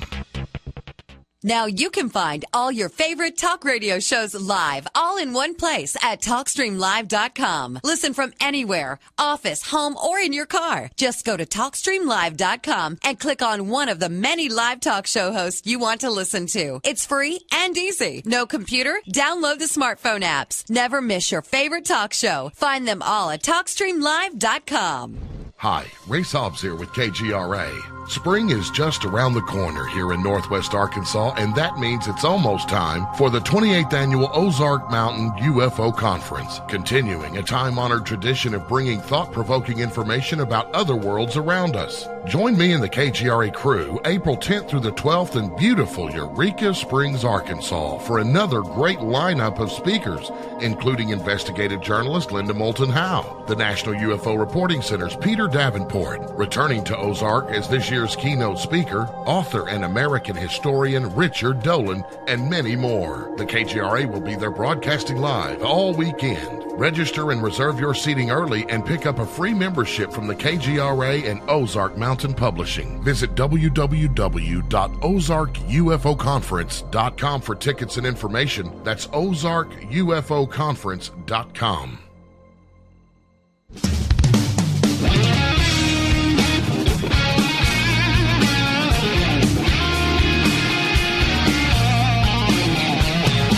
All right, everybody, welcome back. Fade to Black, bespoke radio for the masses, the Monday edition. Thank you, Peter Davenport. Man, oh man, oh man. I got to tell you. Well, you know what? I'm just going to jump straight into it. Our next guest was the very first guest we ever had on Fade to Black. And I'm going to say right now, everybody, all you Fadernauts, give Steve Murillo a big, warm welcome. How are you, Steve? I'm good. Jimmy, can you hear me? Yeah, you sound like you're on a speakerphone, man. What are you doing? No, I've got my headset on. Okay. Hold on a second. Is it okay, or is it pretty bad? It's okay. It's okay. Yeah? Yeah. Let's see. Hold on. How about this? How's that? Okay, that's better. This is live radio, That's Steve, better. man. You got to come with your big boy pants on. We don't need the reverb on the headset. No, we don't. Hey, Steve. I'm sure you were just listening to Peter. He has probably, and I'm speaking to you, man. Somebody that I have mad respect for, but he's probably forgotten more UFO reports than you remember. You know what I mean? No doubt. Yeah, no doubt. I mean, that guy has just volumes of sightings. I mean, he can't follow up on all of it. I mean, it's just incredible how much information he's accumulated over the years. Yeah, we were just talking about this case that was reported on March 12th, right here in our backyard, right here in Burbank. And I'm reading through the case, and the guy talks about literally, hold on for a second. I'm going to freak you out. This is what he says. Yeah, let me hear it. He says, he saw a very black rectangular craft seen over 1 minute over the 134 freeway in Burbank, California. Now, that caught my eye right there. And he says, I was driving on the 134 westbound coming towards Hollywood Way. Burbank Overpass. We all know the Hollywood Way Burbank Overpass. And on that corner of the Hollywood Way Burbank, you have Disney, you have ABC, Warner Brothers. Those are the four big buildings that are, right there at that intersection. And he says, I was looking through the studio side of Burbank where the Disney building is, and I saw a non-reflective deep black triangle hanging diagonally further on the 134, not as far as Cahuenga Boulevard. Now, I'm beyond Pass Avenue. Now, if you know the valley, I'm reading all of this, and that is my neighborhood. I know I take those exits every single day. That's Studio City right here. And he says, in the sky in front was at about the angle of 9 o'clock. I saw this thing lengthwise axis, but remaining closely diagonal, 2.5 ratio triangle at first. It turned gradually diagonal, black line as it rotated. He said, I passed under the second freeway overpass at Pass Avenue at the 134. So anyway, it's right here. I'm going to try to get this guy on the show. Now, what I had mentioned to Peter, and I'm sure you remember this, Skunk Works used to be at the Burbank airport. And most people don't realize that. And it popped up in Twitter. Where's Skunk Works now? Skunk Works now is out in the Mojave Desert. But it used to be, the main facility where they built the SR-71 was right here at Burbank Airport. And I was reading Ben Rich's book back in the mid-'90s. And I'm sitting at the Southwest Terminal at Burbank Airport waiting for my flight. And I'm looking out in the middle of the day. It's like 10, maybe noon. I'm looking right out the big windows across the runway there. And I'm reading Ben Rich's book, and there's a picture of Skunk Works. And I went, what? And I pull the book down, and I'm looking right out the window at Skunk Works. It's sitting right there on the runway. And I'm like, holy crap. And I look at the book, and I pull the book back down, and I'm looking at Skunk Works. That's where everything So check it out. So, when they're filming Laugh-In and Carol Burnett and all these shows that we used to watch when we were kids, simultaneously, across the street, they're building the frickin' SR-71. And they're coming up with all these crazy designs and, doing high-tech stuff that nobody knew about. And it's pretty amazing. Right there, Yeah, right in Burbank. Now, here's the other weird thing about this area, Jim. I got to say, this particular area is a hot spot for UFOs. Because I don't know if you remember, one of the best cases I ever had in the 13 years I did research, I was just a field investigator for MUFON and all that. The best case, I'd say, the best documented case was that triangle in Studio City. Right. Remember, there's a black triangle, these two guys, they filmed it from their balcony, and one guy was a doctor, he was a surgeon, the other guy was an attorney, and they're just going crazy, and they had some friends over, and they're filming this thing, and, you're watching, you're listening to them, and it was just nuts.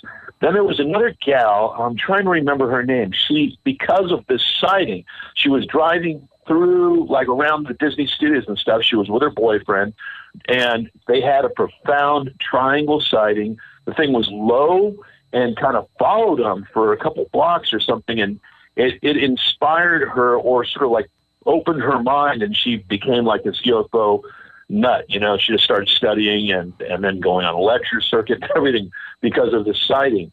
And then you had a sighting kind of in the valley there. I mean, you were coming, down the 405 into the valley, right? Yeah. It was a Latuna Canyon Road coming down into the valley. Yeah, on the other side. So right in a similar area, within right 10 there, miles, Burbank. Yeah.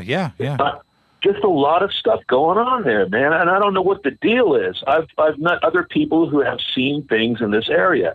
And I mean, it's like, take any city, and then think of the busiest area where you got buildings and houses and, everybody's walking around. And for some reason, this is a place where people see black triangles in particular. Yeah, Daryl Anka, Bashar, the channeler, he had his famous sight. He had two of them, both right off of the 405. One coming into the valley off of the 405. He's got his black triangle sighting that followed him up the 134, just like this description is here from March 12th.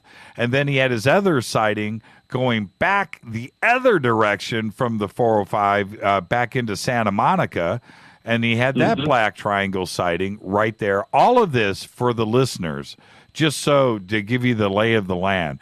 If you drew a circle that was maybe 4 miles in circumference, that's the area. That's how small it is that we're talking about. It's from Burbank to the 405, you're looking at 4 or 5 miles. It's not a big deal.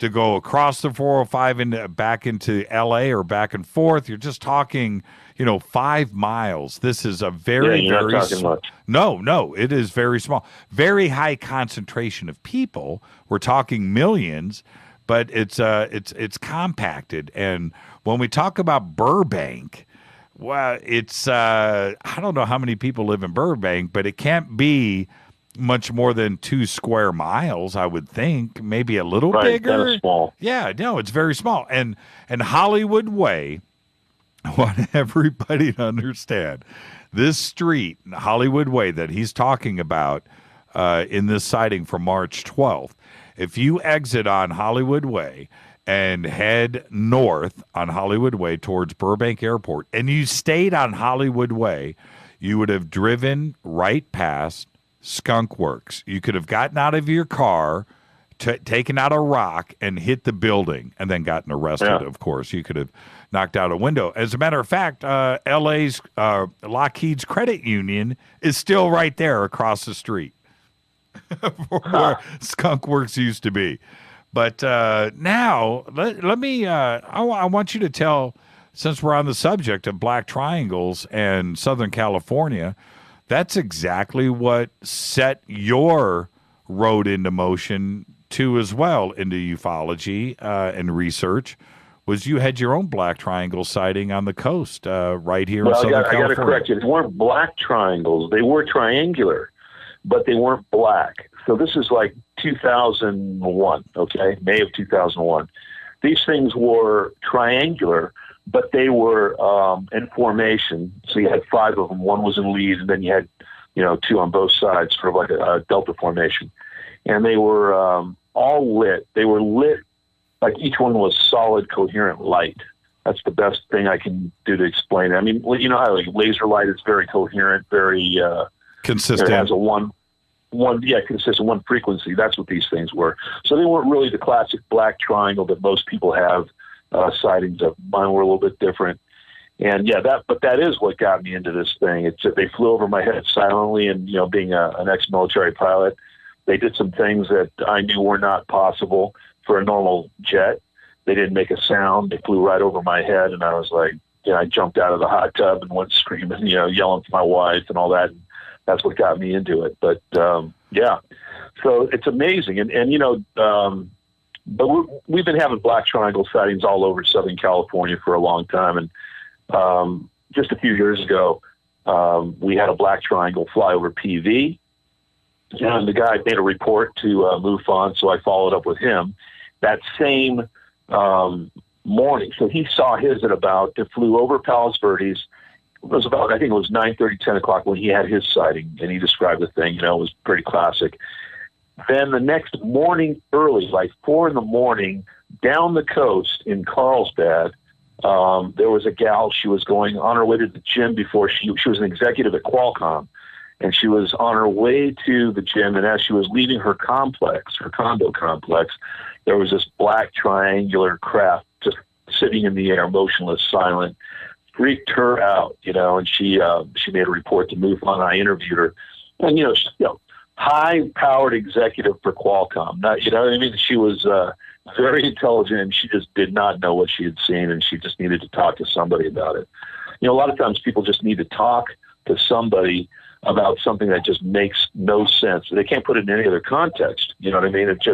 They need somebody to tell them they're not going nuts, basically. Yeah, and for all of our new listeners, I just love sitting and talking to Steve, which I have the benefit of. Steve and I are really good friends, so we hang out a lot, and I just get to sit and talk to Steve all the time. But Steve, for our new listeners out there, Steve Murillo went to the United States Naval Academy, trained fighter pilot in the Marine Corps. You know what you see. You've been trained on every single plane out there. You know what you're looking for. Oh yeah, we knew our inventory. Yeah, when you're a military pilot, you know everything out there. You know what the Russians have. You know what the Chinese have. You know what it looks like from the back, from the front, from the underneath. You know what I mean? So yeah, that's just part of your thing. You live and breathe it. So you know all the aircraft, and you know what they can do.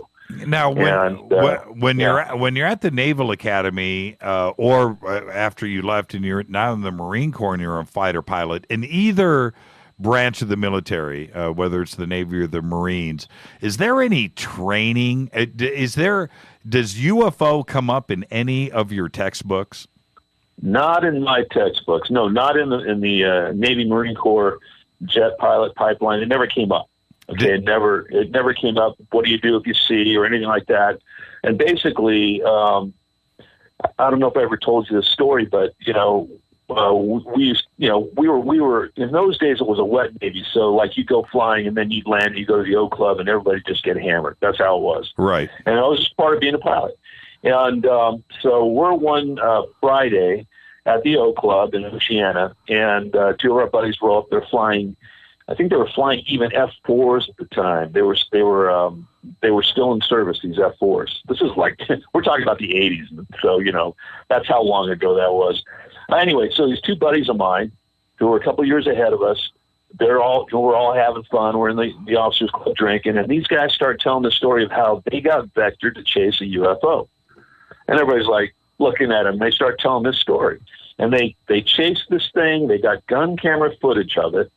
And when they finally landed at Cherry Point, they were told to go to a certain hangar that was like vacant, you know what I mean? Nobody there. And they were made to wait in this little room in the hangar. This dude from Washington shows up, or from wherever, it was a Learjet, shows up. This is their story, okay? With a briefcase. He takes the gun camera footage. He tells them he never saw anything, that's never happened, gets back in his jet, flies away.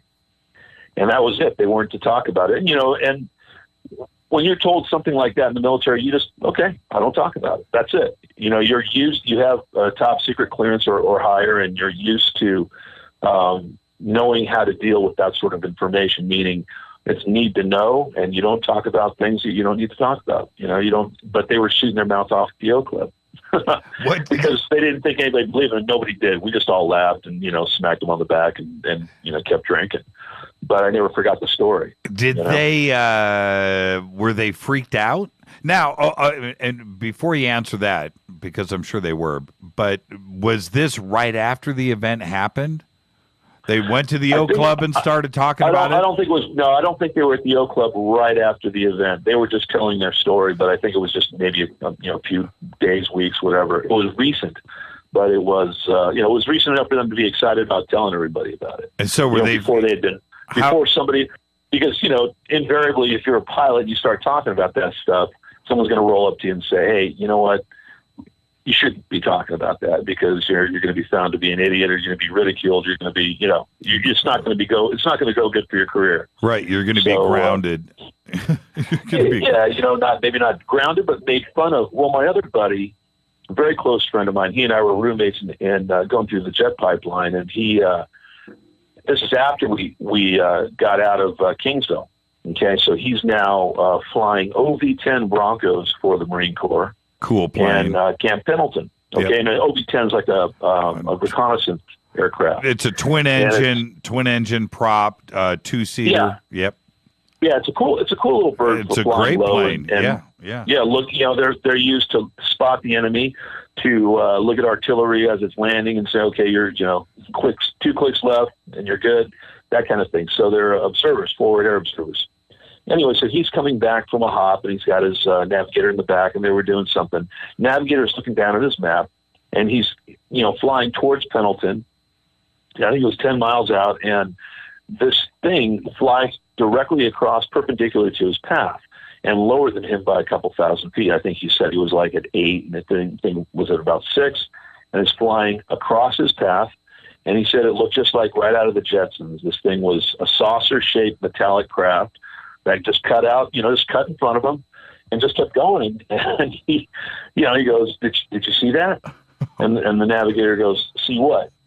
And because he was looking down, he's like, never mind. So they landed, and then he couldn't get it out of his mind. So he started talking about it with everybody. And sure enough, he became the laughing stock of the ready room, and all these pilots are making fun of him and stuff. And especially this one, the guy in the back seat, right? So, they're just laughing and poking fun at him. And so this went on for about a month. And then finally his back seater is coming in off a hop from another plane. And he's like, white as a ghost. And my buddy looks at him and goes, what's wrong? And he goes, I think I saw your flying saucer just now. Oh, no. Yeah. So, military pilots see them, but military and commercial pilots know that it's just not something you really want to talk about if you want in that era. It wasn't something that you really wanted to talk about if you wanted to further your career. You know what I mean? These days, I don't know how it would be treated. I've been so far removed from the military for so long. I'm really not sure what the, what the protocol is or how they feel about it. I've got to feel like, things are opening up, but who knows, How many hours, by the way, Steve is still a pilot these days, but of the non-powered kind. I'm so jealous. The hang glider pilot. Yeah. I love it. One of these days, maybe I'll get you to push me off a cliff. I don't know. When I was you a gotta kid, want to do that, man. It's a 3,400 foot mountaintop there in Sylmar called Kegel Mountain. That's where we run off. It's right but here. Yeah, man. If you want to go, I'll take you up there. No problem. No. When I was a kid, I was about 15 years old, and I'm down in Panama, and I used to get on my bike and ride out to the Miraflores locks and watch the ships come through, and once in a while I get lucky and see some kind of, destroyer or some Navy ship come through, something really cool. And so I would go out there and watch the ships. Well, out there next to the Miraflores locks, and I'm at the top of this hill, this guy pulls up in a pickup truck, and he's got a hang glider. Now, this is back in the mid-70s, 77, 78, when hang gliders were just, starting to take off.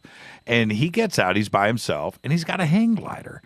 And I'm rapping. Yeah, I'm rapping with him, and he unfolds it. The classic triangle-shaped, hang glider. The Regalo. Yeah, right. The Regalo wing. Right. And so he gets out, and he's setting it up, and I'm talking to him, and I'm like, man, and he goes, yeah, man, I just bought this thing. And I'm like, really? Yeah. So you've never flown it? No. Oh, really? Okay. So I'm watching him, and he goes out on the edge of this cliff, and he runs and jumps. And this thing goes nose first. He gets out about, I don't know, maybe 50 yards, catches the wind, and then this thing just nosedives. Boom. And I think he broke his nose. I run down. He only broke his nose. Yeah, right. And I run down. I run down the hill, and I run straight up to him, and he looks at me, and he goes, "Am I all right?" And I'm like, "Dude, man, you're kind of your nose. Your nose looks, he's bleeding." And he packs this thing up, walks to the top, puts the thing in his pickup truck, and drives away. I never saw him again. But that was my warning. Do not hang glide. Oh man, he hit the ground. Technology has evolved, but yeah, if you could, the pilots of the old days, 70s, man, it was dangerous to be a hang glider pilot back then. Technology has evolved. Yeah, it was funny to watch, and I felt so bad for the guy. He wanted to, for a minute, he caught the wind, and it all looked good, and then that was it, man. He went straight. The point of the triangle just hit the ground, and he just flew forward and face planted. And that was it. That ain't for me. Okay, so anyway, how many hours? We're right up against a break, Steve. So, but really quick, how many hours do you have in a fighter aircraft? It was in a couple thousand hours. It was like a little bit above 2,000 hours, like 2,346 hours. Okay, so a significant amount of flight time. Yeah. Were you... And carrier ops and all that. So were you on guard? Or were you looking all the time? Were you scanning the skies? Yeah, because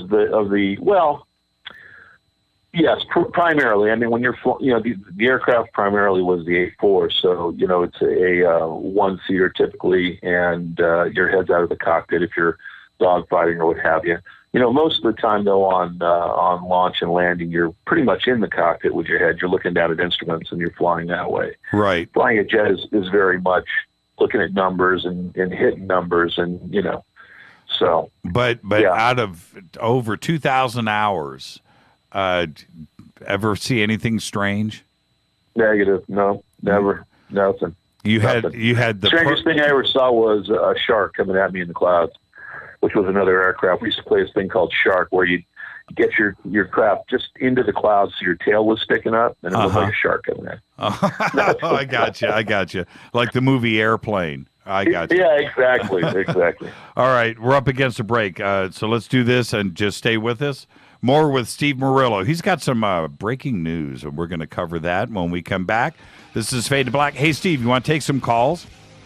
Sure. Man, I love it when you take calls. We'll do that, too, after the break. This is Fade to Black on the Game Changer Network. I'm your host, Jimmy Church.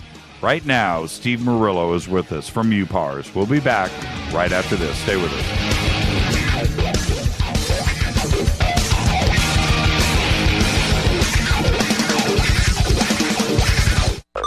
KGRA Radio. Intelligent talk. Are you a paranormal investigator, ghost hunter, or UFO skywatcher? If so, FNGinnovations.com has the product you definitely need in your investigations kit or go bag. Introducing the Morpholite Wide Beam Tactical Flashlights that put the light where you need it most. Traditional flashlights shine a focused round beam with limited line of sight in the dark. Morpholite Tactical Flashlights change all that, utilizing a revolutionary wide beam design to enable you to see safety hazards such as as hanging wires and steel, pipes, and holes in the floor you just can't see with a focused round beam. In the field, where safety is paramount, a 180-degree beam increases orientation and peripheral vision in the dark. Morpholite flashlights are ideal for investigations in abandoned facilities such as houses and hospitals, factories, caves, and tunnels. Avoid those low-hanging tree branches that poke your eyes in the woods. Visit fnginnovations.com to see a full line of tactical lights and accessories. That's fnginnovations.com.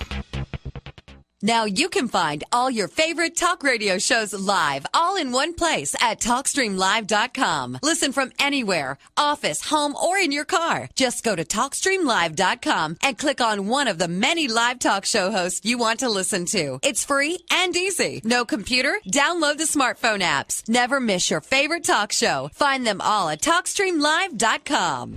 Hi, Ray Hobbs here with KGRA. Spring is just around the corner here in Northwest Arkansas, and that means it's almost time for the 28th Annual Ozark Mountain UFO Conference, continuing a time-honored tradition of bringing thought-provoking information about other worlds around us. Join me and the KGRA crew April 10th through the 12th in beautiful Eureka Springs, Arkansas, for another great lineup of speakers, including investigative journalist Linda Moulton Howe, the National UFO Reporting Center's Peter Davenport, returning to Ozark as this year's keynote speaker, author and American historian Richard Dolan, and many more. The KGRA will be there broadcasting live all weekend. Register and reserve your seating early and pick up a free membership from the KGRA and Ozark Mountain Publishing. Visit www.ozarkufoconference.com for tickets and information. That's ozarkufoconference.com.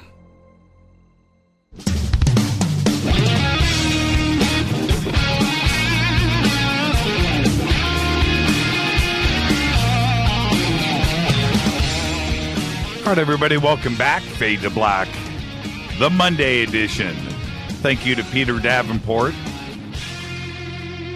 I'm your host, Jimmy Church, Bespoke Radio for the Masses, the Game Changer Network, and KGRA The Planet. We're talking to our good friend, Steve Murillo. Hey, Steve, last week, I don't know how or when it came up. It might have been on Fader Night, but we started talking about our famous sighting out at Contact in the Desert, out at our little cabin out there in the desert. And if my memory serves, because we were having fun, but my memory is right. When we were all standing out on the patio, I heard you go. It was your voice that I heard first. Rick Sinnott said it was him. I'm not too sure, but I thought it was you. Whoa, what is that? What did you see? I know what I saw. What was it that you saw? Can you describe it for everybody? You know what? It was probably the other guy, because it wasn't me that first saw it. And it was, just like a light that was moving in a kind of a strange way, a little bit brighter. It wasn't blinking. You didn't see any navigation lights on it, and it was just, a little bit brighter than usual. It wasn't hugely strange. It was just a little bit out of place. You know what I mean? And what do you remember about it? What I remember is it just went straight up and disappeared. It wasn't. It was like a one-shotter, right? Yeah. Not much you can say about those. That if all you see is the one light, whether it was bright, blue, or whatever, all you can say is I saw a strange light kind of, did one thing.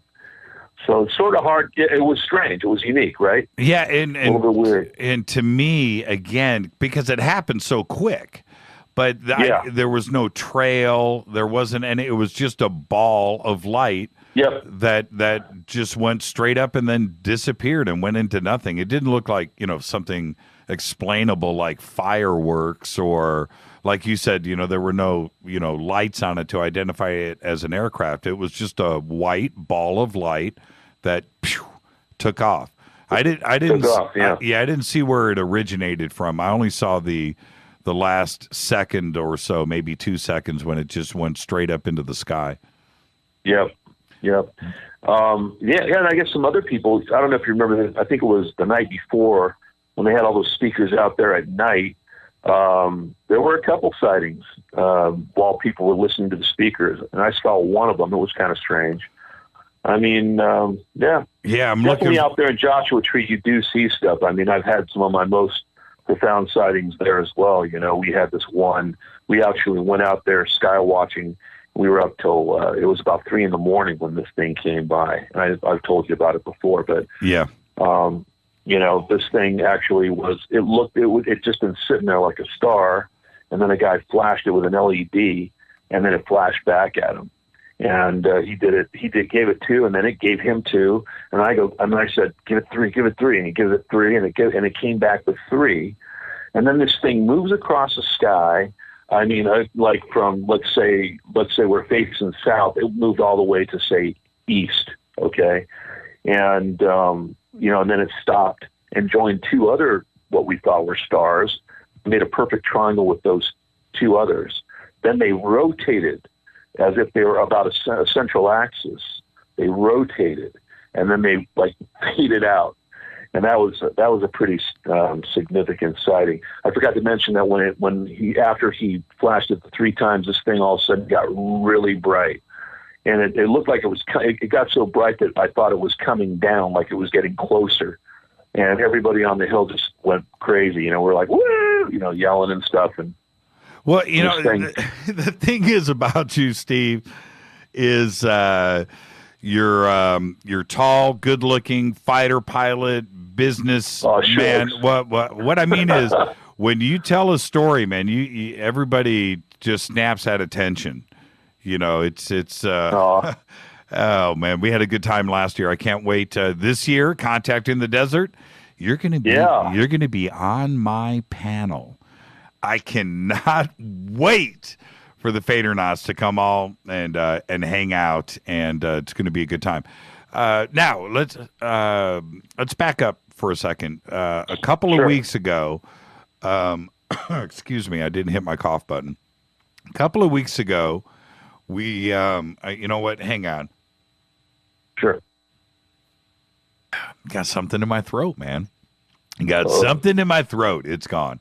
A couple of weeks ago, you called me up and said, "Hey, Jimmy, we've got something going on." Steve now runs an organization called UPARS, and so it covers everything paranormal, not only of the UFO variety, but anything else: paranormal, ghost, you know, Bigfoot, you know, just paranormal stuff. And you came to me and said, "Okay, we've got to get this lady on the show. She's having poltergeist experiences at her house." And I want you to describe it as you described it to me when you first called. Okay, so this family apparently has this entity or something living in their house, and it's been there for, I guess they've been living in this house for years, and it knows them, they know it. And they've had this sort of, you know, don't bother me and we won't bother you kind of thing going on. But they all respect the fact that this thing can do things like slam doors, push people, weird things like that. And it's out there in the valley. She lives in the valley. But it's to the point where they're afraid to talk about this thing with their friends, because whenever they do, this thing starts to act up and starts to pull mischief, you know, like, and gets a little violent. So it doesn't like being talked about. And so UPARS, you know, we left MUFON and founded UPARS. UPARS is UFO and Paranormal Research Society, because we wanted to, you know, over the years of research, you know, Alex is my field investigator, my director of field investigations, and others have decided that UFOs, paranormal phenomena, they all seem to be related, or they can be found in the same sort of area. You know what I mean? Like, if somebody is being abducted, oftentimes they have paranormal activity going on around them. You know, so we want to allow for that. The problem with MUFON is it's very much a nuts and bolts kind of research thing. They don't take into account poltergeists and things like that. Mm-hmm. So anyway, we founded UPARS, and we're able to kind of have a more open mind about these things. But this lady, you know, she's got this poltergeist thing in her house, and it does things like I don't know if you're familiar with Skinwalker Ranch and the things that went on in that house, but the stories she was telling sounded a little bit familiar. For example, she and her daughter would load up the groceries in the cabin, put them all away. They, go into the living room, come back, and all the cabinets are open, all the doors are open in the cabinets, and all the groceries are out on the counter. And I mean, that's right out of the book. So I don't, either she read the book, Hunt for the Skinwalker, or she's actually, having these experiences. And she does not want to talk about it. She doesn't want to come on the radio. Like, I tried my best to get her on, but she's just afraid that if she talks about this thing, it's only going to get worse. Had they exorcised the house? Had they blessed the house? Yeah, they have. They've had priests over. They've had shaman over. They've tried to do everything, smudging, all that stuff with the, everything they've tried, and it's not working.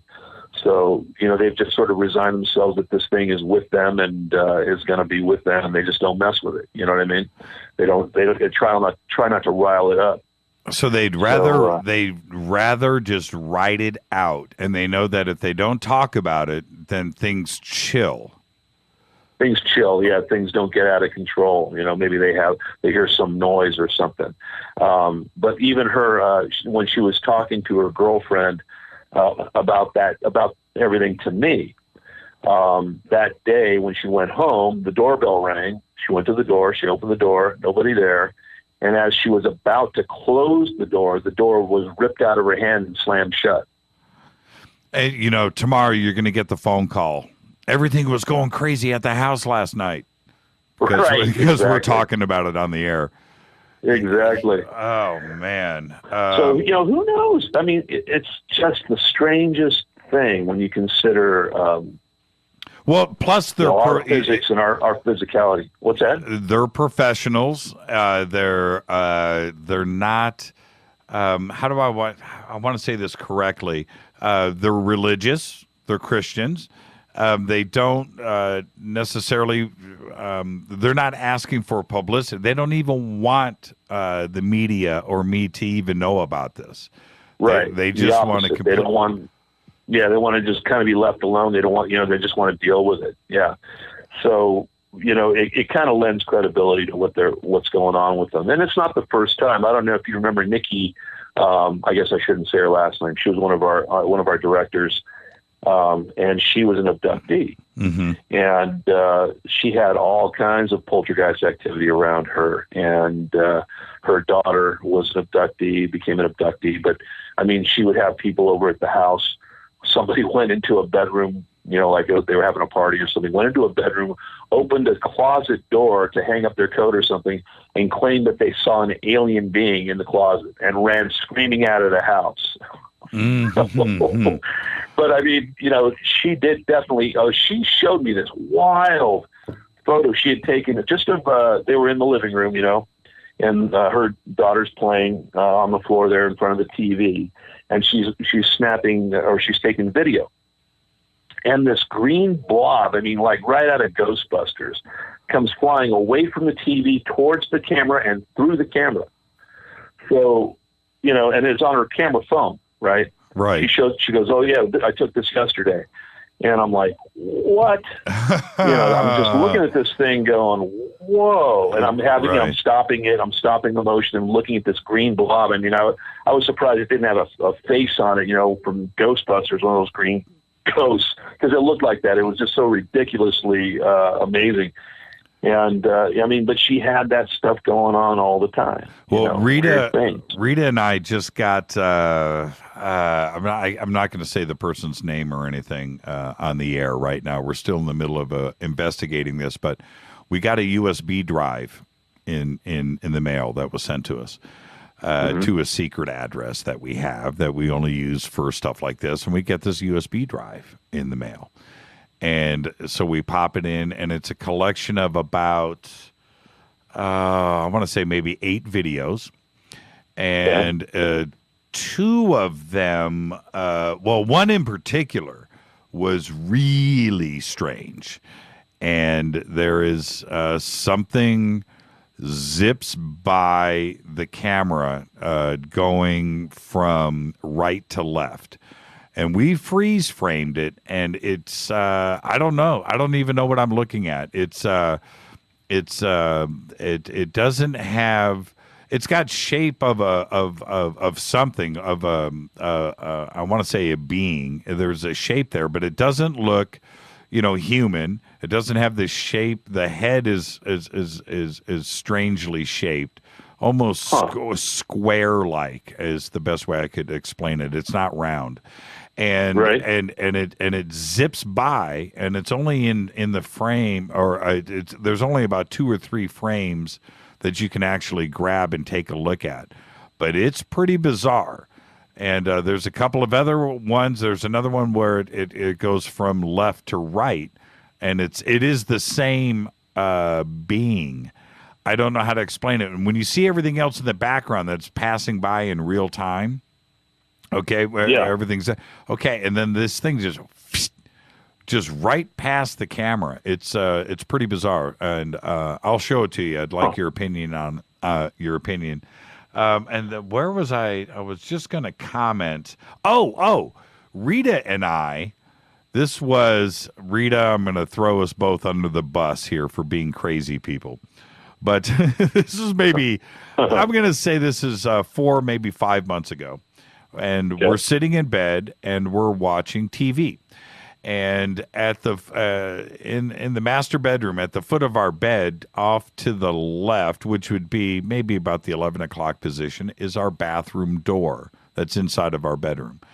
And so in there, full, shower, it's a full bathroom in there. But to the left of that is another where the John is. So that's in a separate room inside the master bath.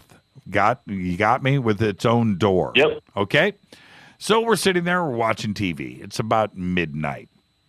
And then this happens. Bam! Right? Just like, what the heck was that? Yeah. And both of us looked at each other, and neither of us got out of bed. No, neither of us. I didn't want to go look. I didn't. And what it was the toilet lid came down. Now, we've owned that house now for 5 years, and it's never happened before.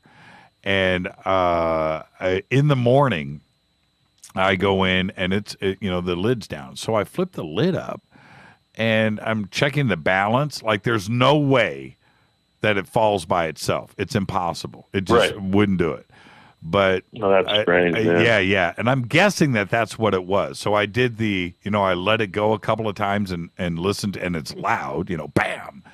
But that thing fell down on its own, and it was. I did not want to get up.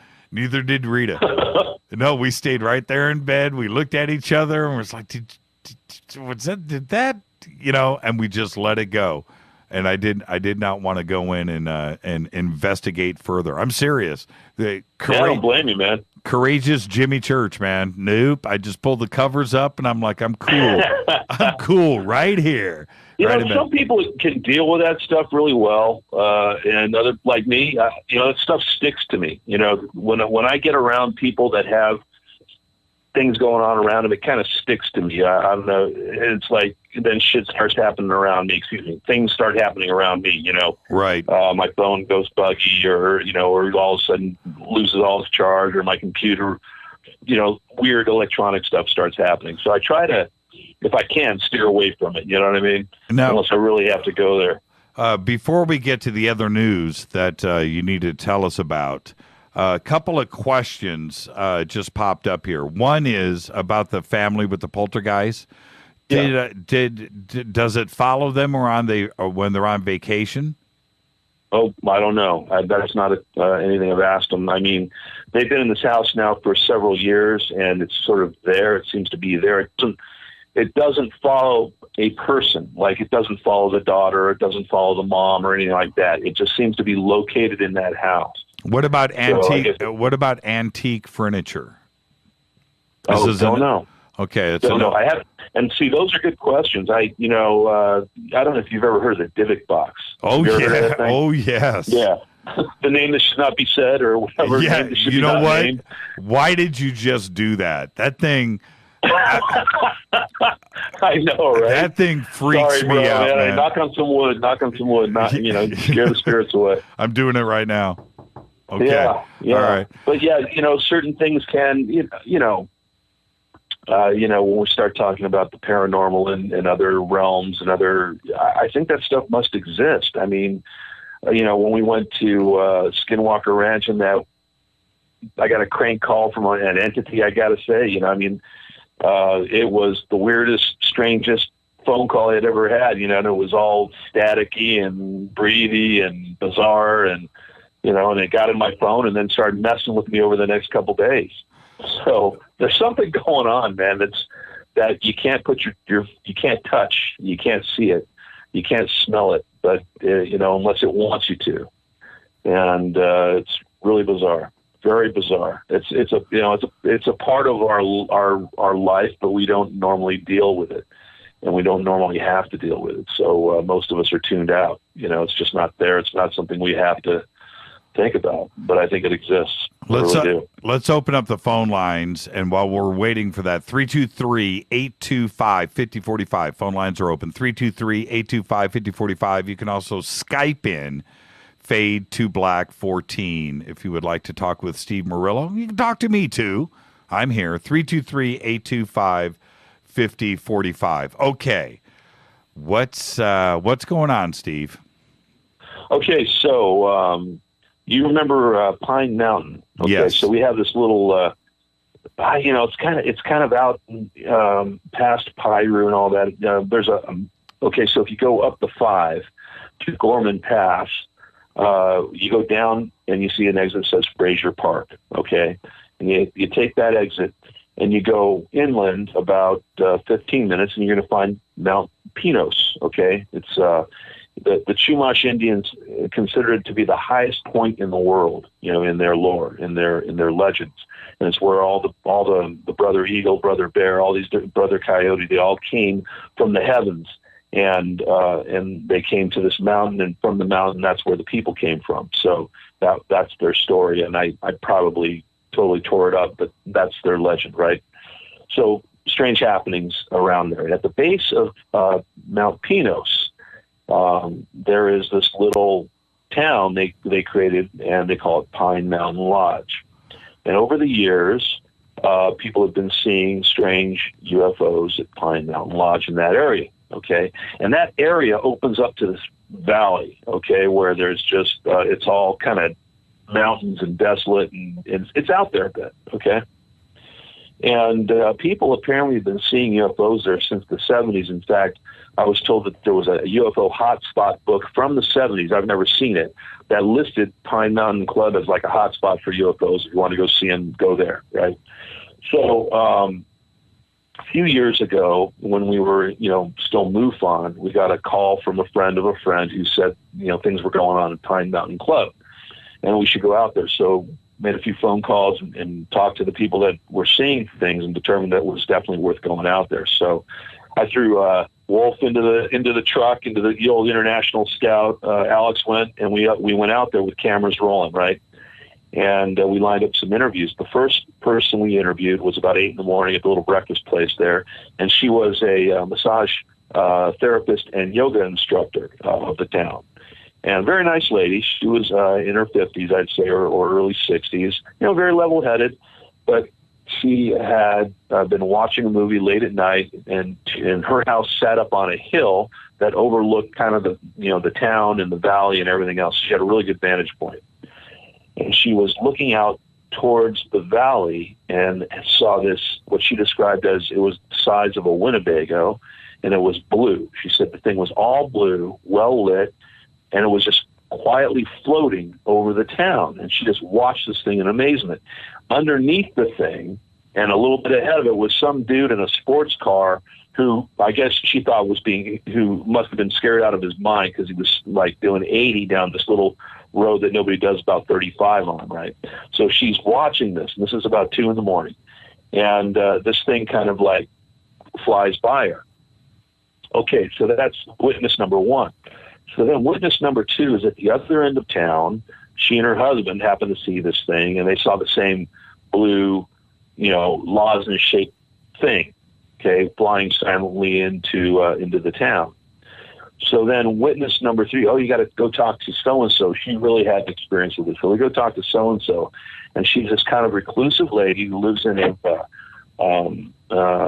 manufactured home right at the edge of this forest. And this forest, if you walk through it about maybe 400 yards, opens up into this strange clearing. And this clearing is about the size of, I'd say, 4 football fields across, okay? And, you know, it's a round circular clearing. It's just sort of like not much growing in it, you know, a lot of pumice, a lot of rock, some grass, you know, prairie grass and this. But anyway, this lady, this is her story, okay? She lets her dog out to go to the bathroom. And the dog goes out and then comes running back in, you know, like, right. So she, like, what's up? You know, she thought maybe a bear or something like that. So she sticks her head out. She's looking towards the forest, and she sees this white face, very pale face with big black eyes looking back at her, kind of half behind a tree. And so, you know, she's describing the classic gray alien, right? Mm-hmm. And it had a silver, you know, costume on, some sort of you know, suit, and it was looking at her, and she, you know, startled, she jumped back, and it was kind of, she described what her thoughts were at the time. She felt embarrassed about being scared, and I guess she was having a conversation with it, but she wasn't quite aware that she was, and she apologized to the thing for being afraid. But then she looked out again, and it sort of like bolted through the trees. And she said, I used to run track when I was a young girl. She goes, that thing moved faster than anything I've ever seen run. And she said, and there probably were others with it because I heard a bunch of branches cracking and this and that. And so then we went up to the tree. How high was it? You know, was it this high? Was it that high? And it ended up being about 4 foot high. And, you know, when she told us how high the head was, and it was just a really strange trip. Follow-up was about, so, you know, we videoed everybody and interviews and all that, and still have that in archives. Anyway, so then another lady who lived in the town called me maybe a few weeks later and said, hey, listen, I understand you were investigating about UFOs in Pine Mountain Lodge. And I'm like, yeah. And she's like, you know, I used to live there, and I used to, you know, take my mom to and from and this and that. She goes, and we used to see this thing. And it was, she described the blue light, and it was a craft. And she said it used to light up the area like daylight. She said it was so bright, it made everything look just like it was broad daylight. And she said she saw it 2 or 3 times while she used to take her mom to and from Pine Mountain. So now that's a few years ago. And then fast forward to just a couple of weeks ago. So one of my hang gliding buddies lives out past Pine Mountain in that little valley I was telling you about. And he had a sighting 2 nights in a row, not of a blue lozenge-shaped craft, but of a craft. And this thing, you know, normally I'd think, okay, the guy saw a plane or a helicopter or something like that, but he's a pilot. He knows what he's looking at. And he said the one thing that was the closer for me was that the second night, he's watching this thing kind of doing jagged movements through the air. You know how they do. UFOs like to dance around, and they change direction, and, you know, they do things that normal aircraft can't do. Right. Anyway, so he's watching this thing, and out of the craft from the bottom, he said a little white light came out and then floated around the thing, did a little, like, you know, 360 around the craft, and then just took off at a really high rate of speed. Oh, okay. And, Hold it right there. Hold it right there. Okay. Okay, we're up against a break. I got to hear the rest of this. Steve Murillo, man, you're the best. I'm telling you, this is Fade to Black, bespoke radio for the masses. More with Steve Murillo and the Pine Mountain Lodge recent sighting from his friend right after we come back after this break. Stay with us.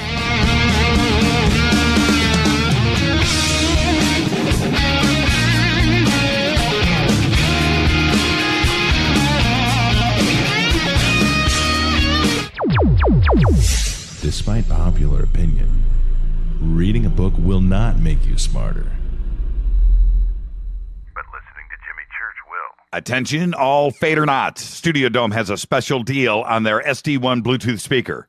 Just go to jimmychurchradio.com, click on their banner, enter the promo code Jimmy, and you get $40 off and free shipping on the SD1. It's voice activated, comes with a USB antenna, cables, and a carry bag. Never listen to your phone, tablet, or laptop speakers ever again. It's the only way to listen to Fade to Black. That's jimmychurchradio.com, Studio Dome banner, promo code Jimmy. Go Beckley Teppy. Erica, Brittany, Gabby, and you're listening to JimmyChurchRadio.com. The station that talks the net. KGRA Radio. This is Jimmy Church of Fade to Black. May arrives soon, and with it comes another Contact in the Desert. So join me in Joshua Tree, California, for the 3rd annual Contact in the Desert Conference being held May 29th through the 31st. 2015 brings another awesome lineup of speakers, including publisher of Legendary Times, Giorgio Tsoukalos, New York Times bestselling author David Wilcock, journalist and conspiracy expert Jim Mars, former head of UFO Project for the MOD Nick Pope, investigative reporter Linda Moulton Howe, author and contactee Travis Walton, UFO historian Richard Dolan, and many more. You don't want to miss this. Fade to Black and KGRA will be there broadcasting live May 29th. Just visit contactinthedesert.com for tickets and information. That's contactinthedesert.com. This is KJCR at JimmyChurchRadio.com.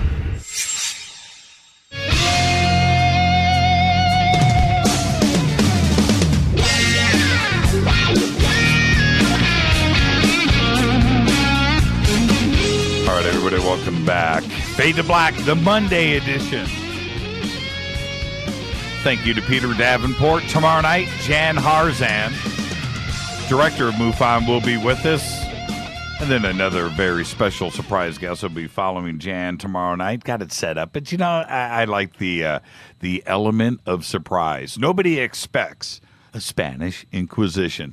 Hey, Steve, have you ever drank Mexican Coke, you know, out of the bottle? You mean like Coke?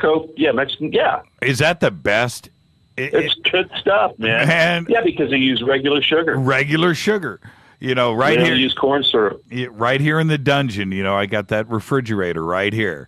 I got that baby packed with them tall glass bottles, man. Nothing tastes like Mexican. I don't know why.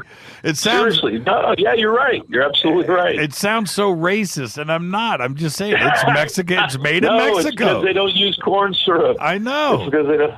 Man, it is. Corn syrup is nasty stuff, man. It will kill you. Hey, before we get back to the finish of the story, really quick. Hi, Dino. Say hi to Steve Murillo.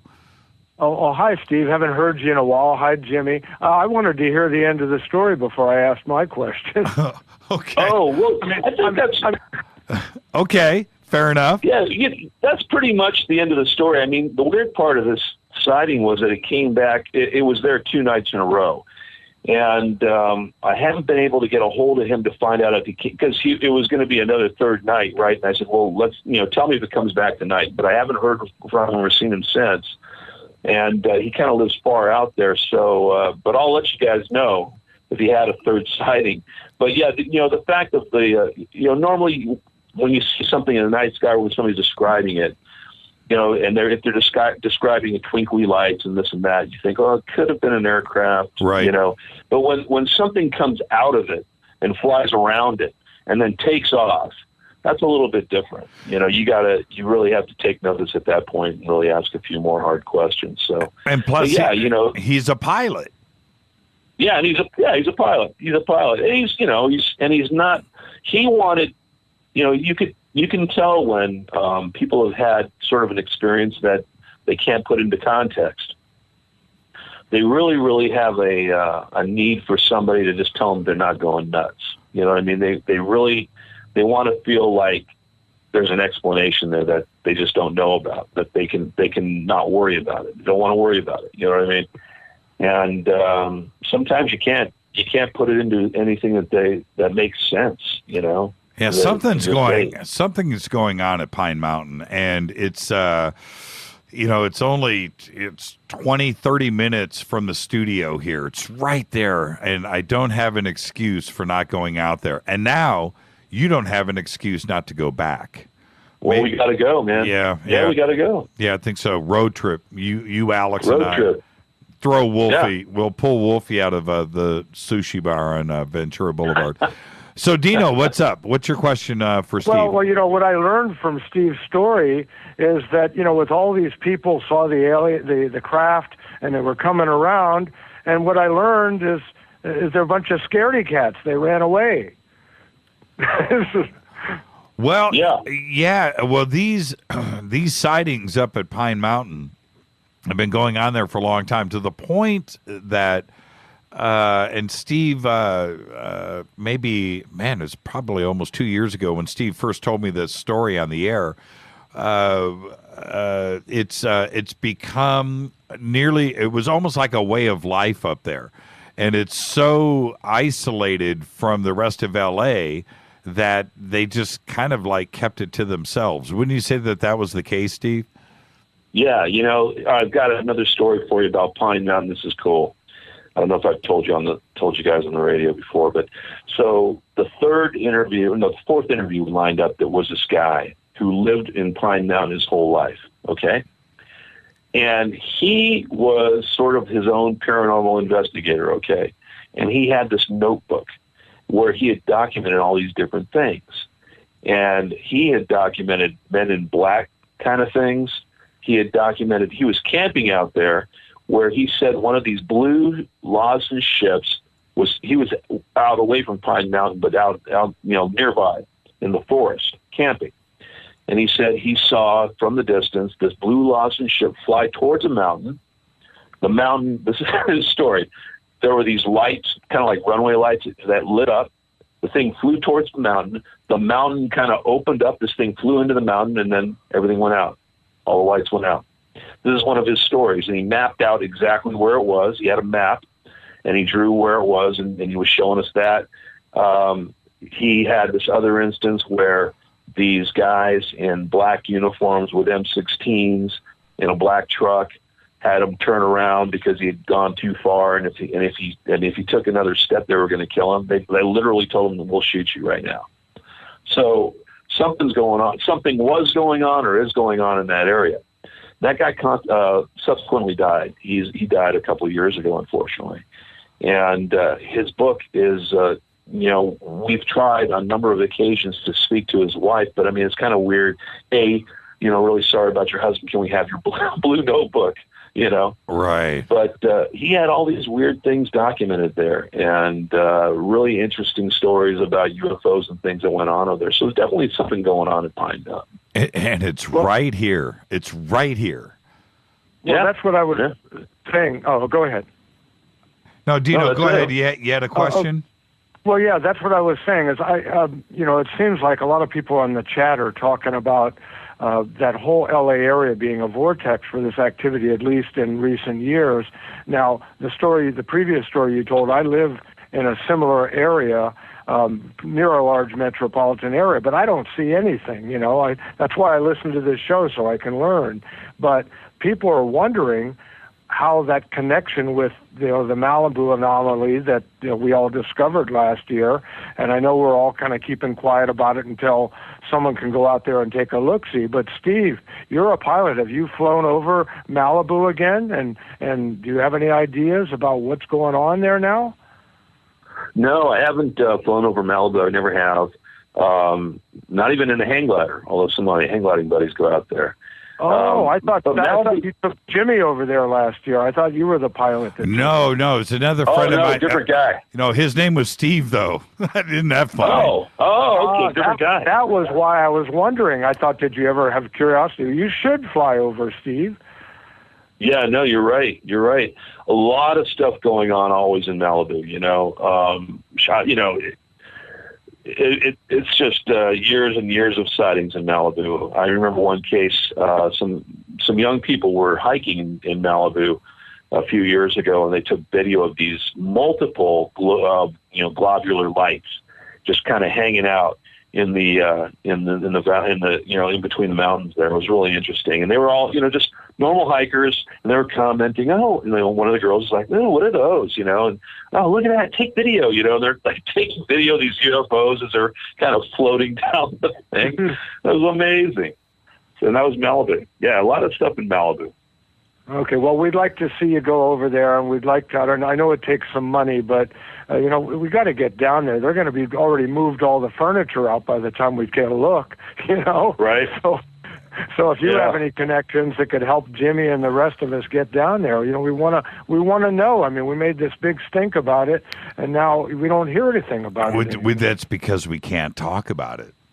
That's what I figured. Why. And I don't bring it up, but I thought this was the guy that flew you over. Okay, well, I'll back out of here then, and I'll just hope that nothing like that happens to me, because I look down into a town, and I never see anything but clouds. All right. Thank you, Dino. All right, we'll talk to you soon. Thanks, Dino. Take care, man. Okay, phone lines are open, 323-825-5045, 323-825-5045. You know what was funny, Steve, is when last year when everything was really heating up about the Malibu base, I would get email and comments from people around the country that weren't from Malibu, saying things like, "Oh, come on!" Sitting out on their balconies at their houses, watching the light shows every night. Come on, you're exaggerating. No. No. Ask Preston Dennett. You know what I mean? Or a number of people who lived out there. A buddy of mine, another Naval Academy graduate. In fact, he lived in Malibu, and he had his own sighting there of a very large orb that flew over his house. Yeah, so, when you read Preston Dennett's list, even when I talked to Preston about it, I said, dude, have you seen it? He goes, yeah, I compiled that a while ago.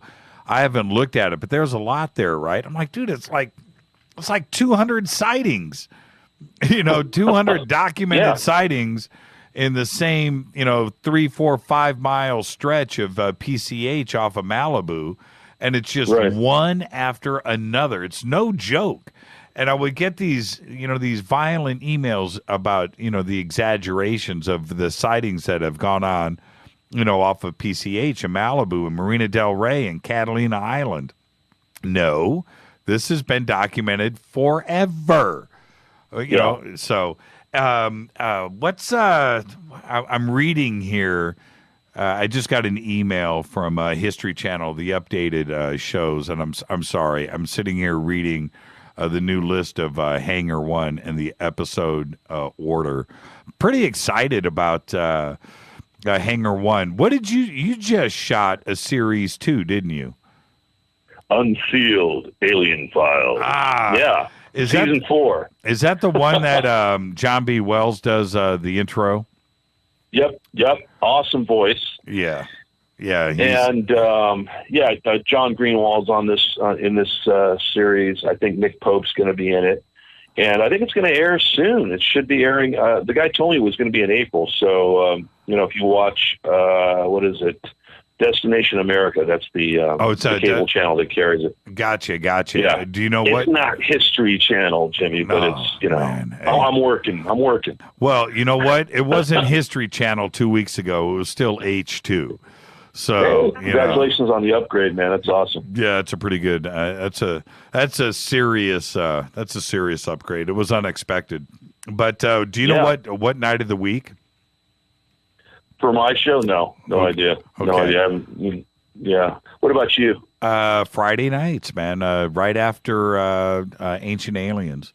I know you hate me, don't you? No, that's awesome. I mean, it's so cool. Look, awesome. I'm just one of. They probably have. I saw the list. There's probably 12 of us that are on the show. I know Mike Barra's doing his thing there. So is Richard Dolan. And I saw the list of guys. Oh, I know that. Well, anyway, I don't want to give it all away before. No, you got the heavy hitters on that show, but nobody's got your swagger, man. Man, it's pretty cool. So what's up next? Stop. It's cool. You know what's funny for all of the listeners right now? You and I it's just two friends talking, and that's exactly what you and I do. So what's up next for UPARS? Well, okay. So we meet the third Tuesday. Glad you asked, Jimmy.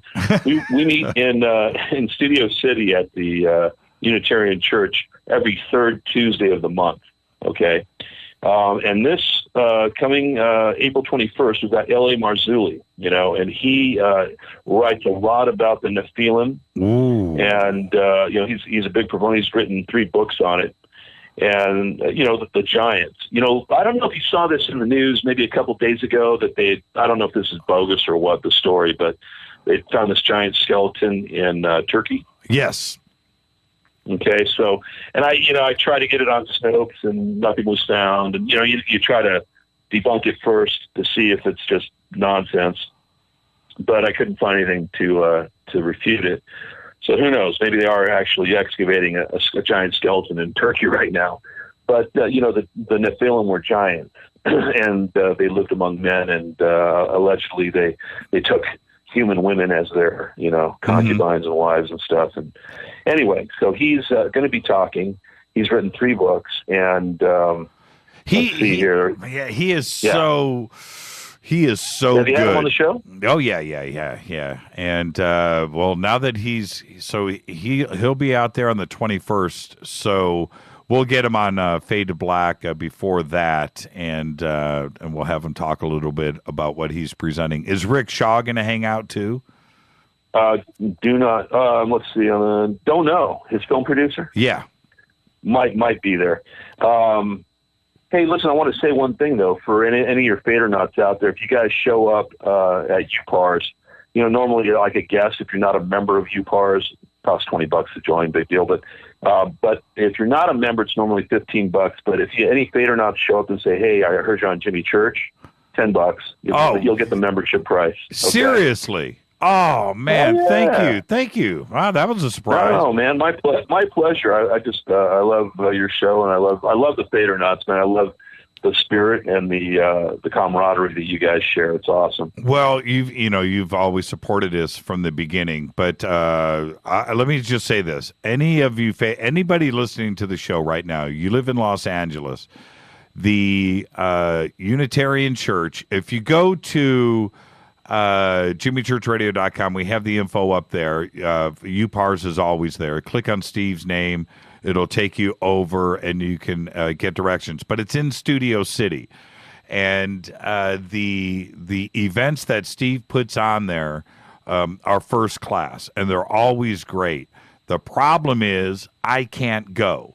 That's the drag. The only time I get to go is when I'm putting on the show there on a Tuesday night. Other than that, I know, right? I'm sorry, man. I miss it. If we could only, the problem is we share the speakers with MUFON Orange County. And they have a speaker on Wednesday night, so it allows us to fly in speakers from New York or England or wherever. We split the cost, so it makes it doable. Right. And that's why we kind of, I know I'd love to have it on a weekend. I wouldn't have to drive through traffic because I live in Manhattan Beach, man. It's a haul. Right. I got to leave an hour and a half ahead just to get there on time. But you guys always put on a first class show. I had I appreciate that. Thanks. Giorgio was on the show last Monday, and I talked to Giorgio about that. That was one of the first times I was ever able to go out to the Unitarian Church, but it's always that class of when I did the Richard Dolan interview. That was live at UPARS. That was live. Yeah, that was a cool thing. Richard enjoyed it too. He said he had fun. But it was different. But those are the kind of events that you put on out there, and so all of you Fadernauts here in LA. Go to UPARS. It's going to mean that you're going to miss this show for one night, but go hang out with Steve. Go check it out. L.A. Marzulli, he is one of the smartest guys that you can ever sit and listen to, number one. Number two, his knowledge of religion and the good book is second to none. And so when you listen to him Go and watch some of his videos, Steve, of him speaking at different congregations.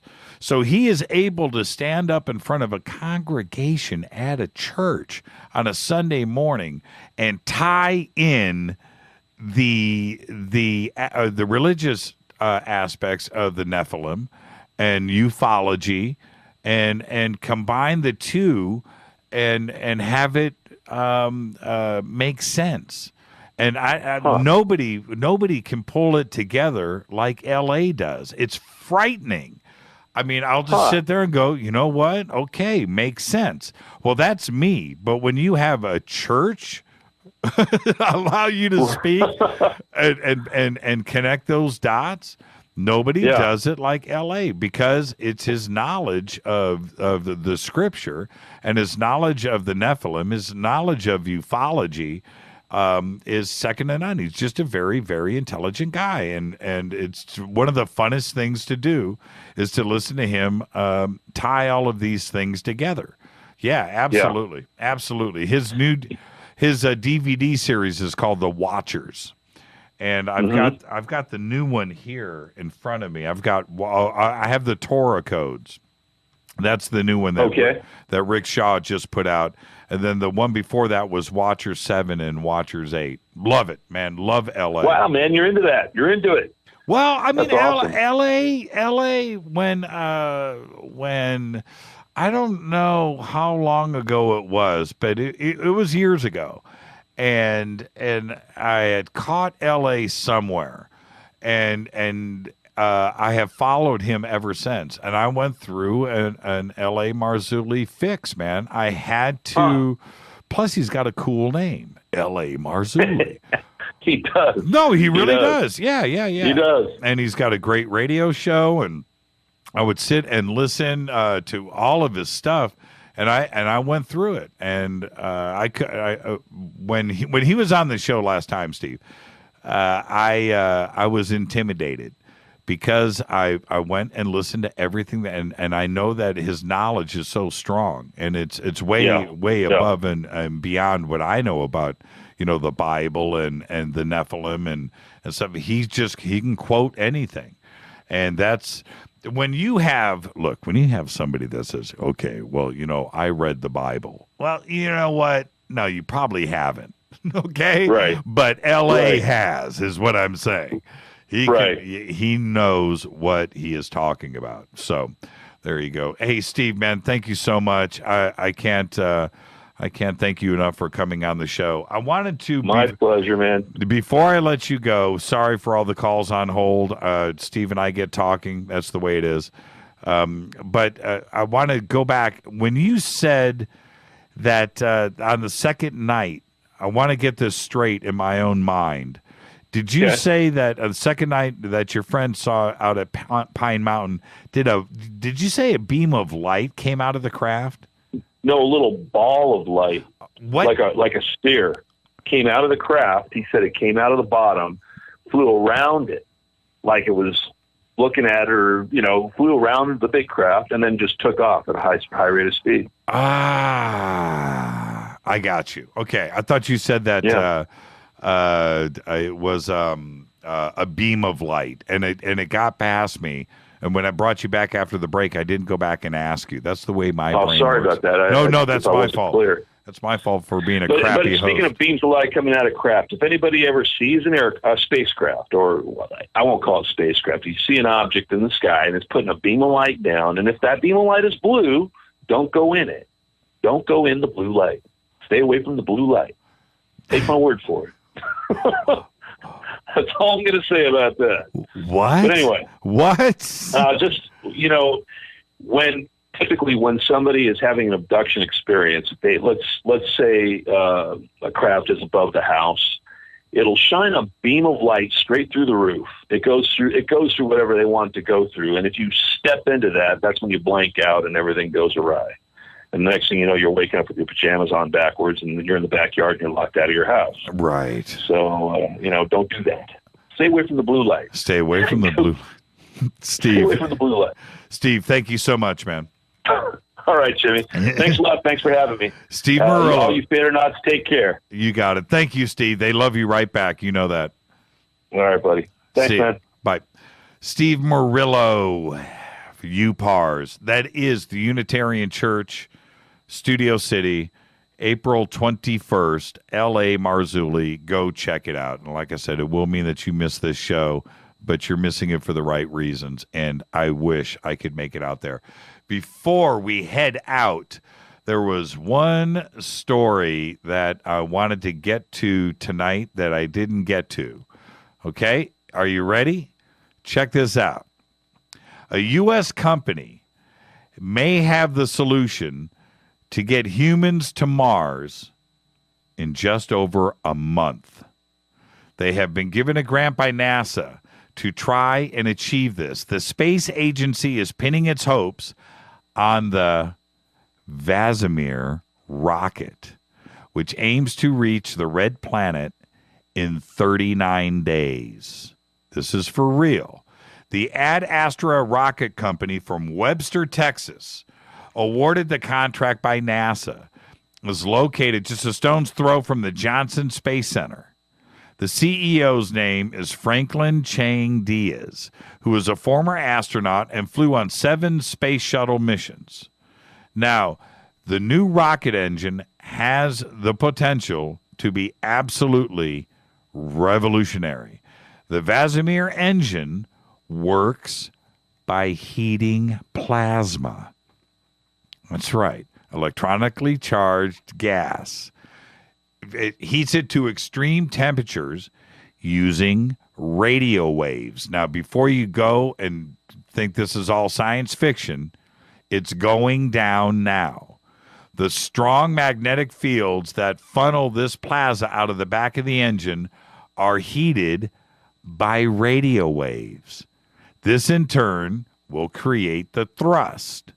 Now, this is why it works, just so you know. It's because for the first time, and I don't know why this kind of logic hasn't been put together before, this rocket launches from orbit. It's going to already be sitting out there. This isn't the engine that launches you off of Cape Kennedy, out of Vandenberg. No, the rocket is going to sit out there. Traditional launch will take the payload out into orbit. Then this rocket will launch from orbit and go to Mars. Okay? 39 days. NASA likes what they have seen so far. They offered the grant to Ad Astra, and as part of their 12 Next Space Technologies project, it's called Next Step. Over the next 3 years, NASA will give the Texas-based company in the region of about $10 million to fully develop a new version of the Casimir engine. With successful demonstrations of their new VX200 SS prototype, which will be able to fire continuously for more than 100 hours, NASA says they will consider employing the propulsion system for future excursions to Mars. This is absolutely extraordinary. More on this if you go to the news section right now at jimmychurchradio.com. I want to thank Peter Davenport. Tomorrow night, Jan Harzan, the director of MUFON, will be on with us. We're going to be talking about Hangar 1, MUFON's participation in Hangar 1, and the launch, of course, the premiere will be this Friday. And then Wednesday, Richard Dolan. Now, Richard's going to be on with us for the full program. We've got a bunch of different things that are occurring this week that all involve Richard. One of them is Hangar 1 on Friday. Tomorrow night, after Jan Harzan, going to have a special guest that is also in Hangar 1 this Friday. So there you go. It is Hangar 1 week. It's Ozark Mountain UFO Conference week. And this is Fade to Black. I'm your host, Jimmy Church. Thank you, Peter Davenport. Fade to Black's executive producer is Rita Kumarian. Show's produced by Hilton J. Palm and Mark D. Kovar. LJ3, Renee, and Jonas. Mark Dunbar. Your work is extraordinary. Thank you tonight, Bob, too, as well. Announcers are Steve Harder, Gene Vitoa, Mark D. Kovar, Fady by Dale. Webmaster is Method of Signaling. Music is this guy. It's Doug Aldrich. Intro, Spaceboy. SpaceboyMusic.com. Fade to Black is produced by KJCR for the Game Changer Network. KGRA The Planet. That's right. Tomorrow night, Jan Harzan and a very special guest. I'm your host, Jimmy Church. Everybody be safe. See ya.